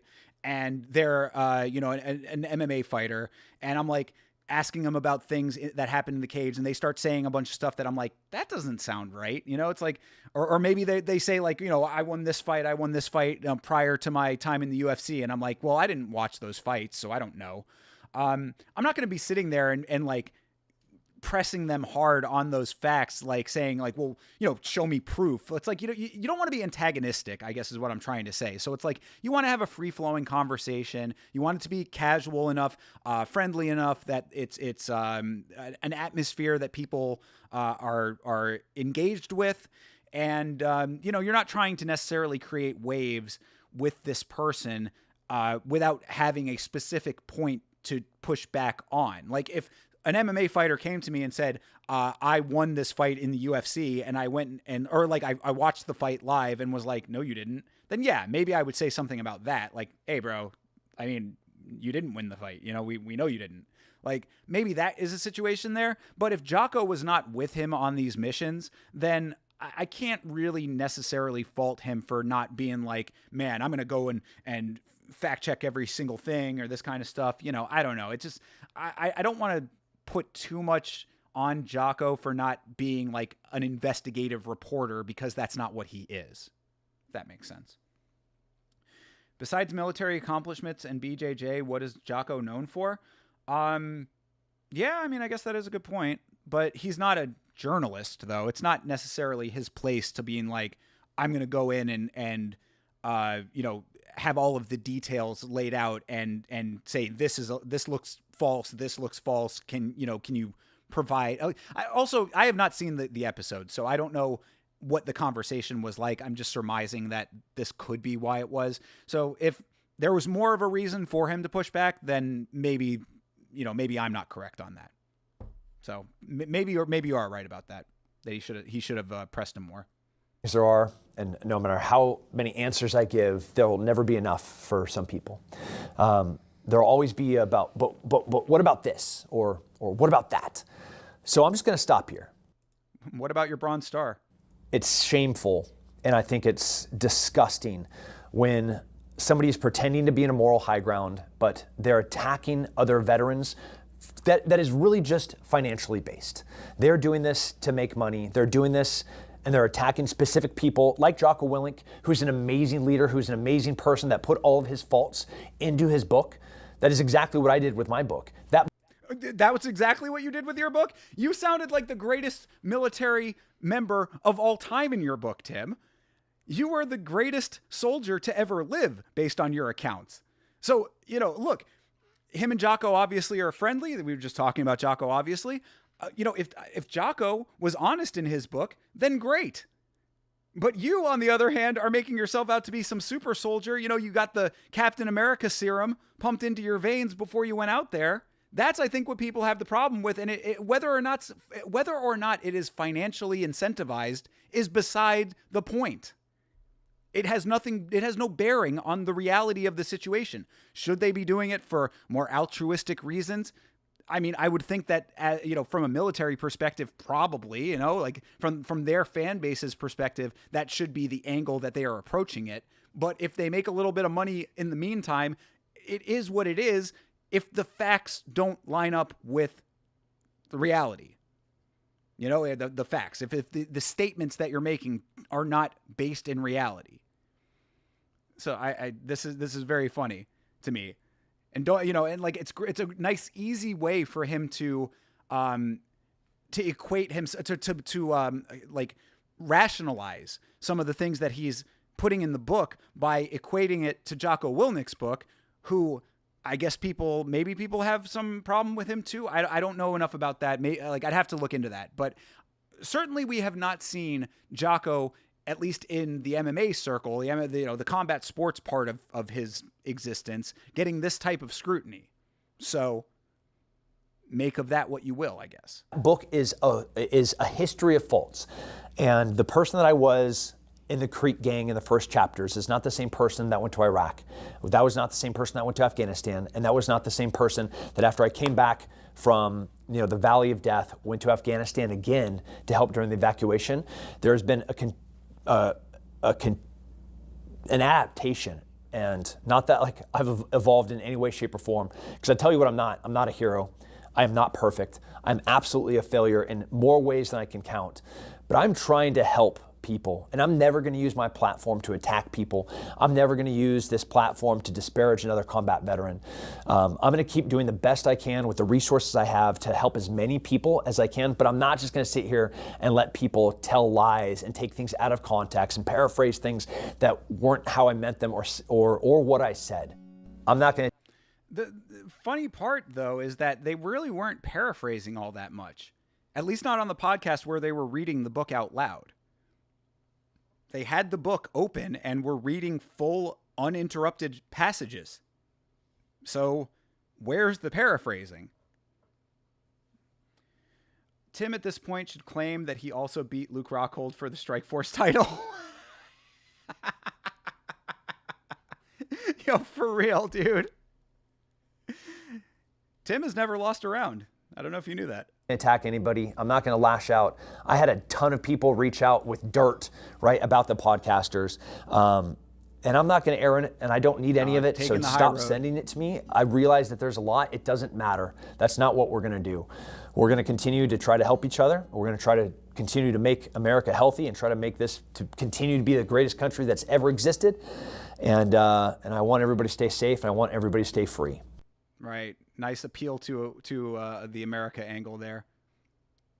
Okay, so the last thing that I have for this today, if we go back to Tim Kennedy's Twitter here, is I believe he put out one more statement about this.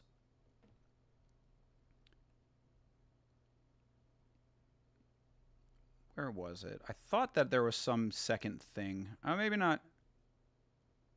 Okay. No, I guess I don't. I thought that there was a second statement, but I think it was just me clicking that to get the full statement. So anyway, all right. I guess then that will be all that I have on the Tim Kennedy stolen valor claims here. Now, well, actually, you know what? I do want to real quick. Sorry, I false stop.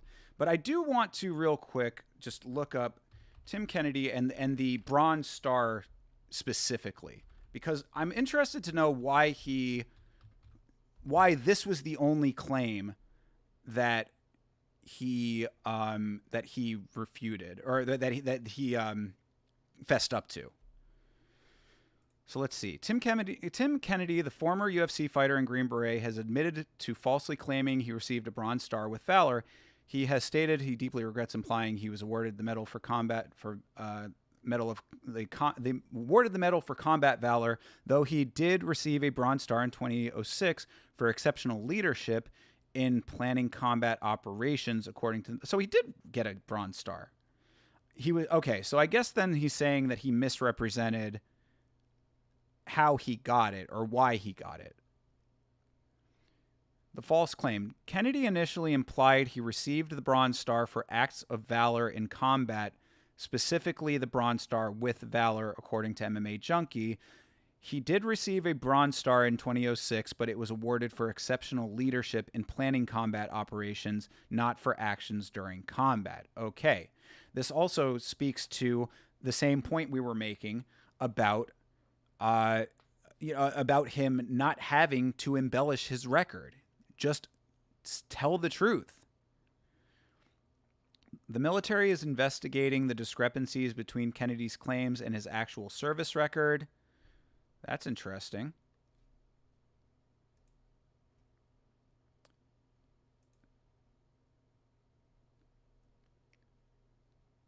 Okay. Tim Kennedy, Green Beret, and Army Hype Man under investigation for Army Hype Man. That's a funny way to put it. Under investigation for lying about combat valor. This is from military.com. Stephen Bainon reporting here. Tim Kennedy, a National Guard and Green Beret major public figure within the post 9/11 veteran community, admitted this week lying about the Valor. Yep, got it. So, yeah. So okay, this is saying that he did get the Bronze Star in 2006, right?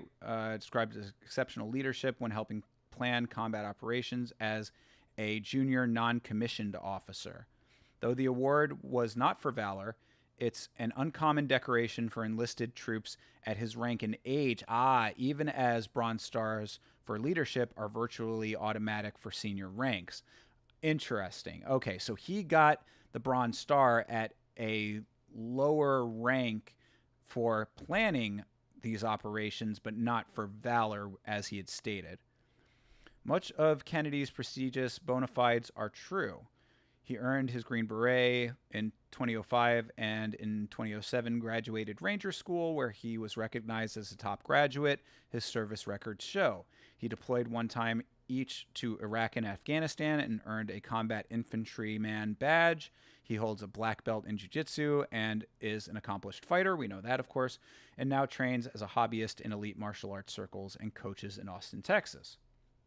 Kennedy has served as a high-profile mouthpiece for top Army leaders, particularly General Randy George, the service's top officer, and Sergeant Major of the Army Michael Weimer, who spent his entire career in special operations.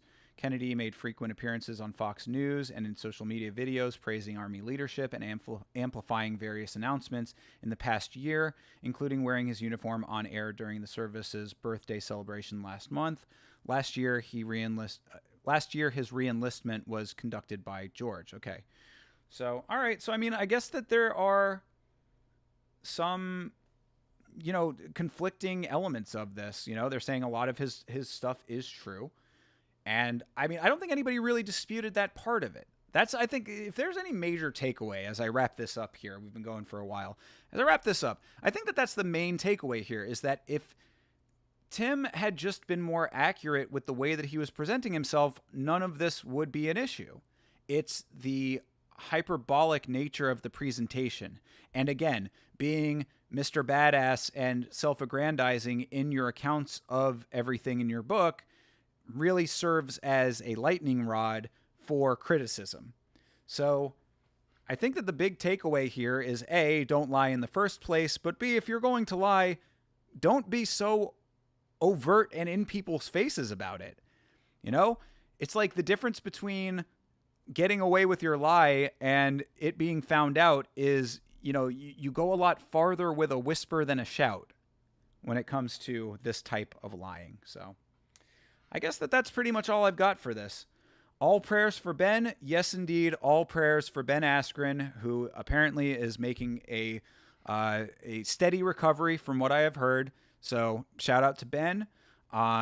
Still don't know all of the details about how the double lung transplant came to be. Still waiting for concrete information about that. So once that comes out, I will probably do some type of content coverage with that. In the meantime, this has been the coverage of Tim Kennedy and the stolen valor accusations.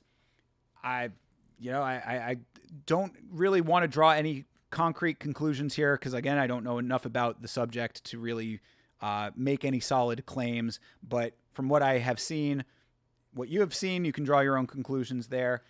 And it does seem that maybe Tim was just a little bit of a fibber. Is what I would say. A little bit of an embellisher, a little bit of a fibber. But that's alleged, and I don't know. Shout out to Ragdoll MMA for the great video. Really appreciate that guy's work. Give Ragdoll MMA a sub if you are not already subscribed. Make sure that you subscribe to this channel, youtube.com/@YamaShow if you are new. I appreciate everybody who's been hanging out. Beeb, Ohio Player, Rick Allen, John Dong, Sierra West Coast, Zach, and of course, Hot Cat Milf. Appreciate all of you guys. Thank you for checking in and for hanging with your boy. I will be live on Saturday, of course, for the fights. So tune in for the UFC event this Saturday. Hang out with me for that. And I will see you then. Everybody have a great rest of your week. And as always, fight on.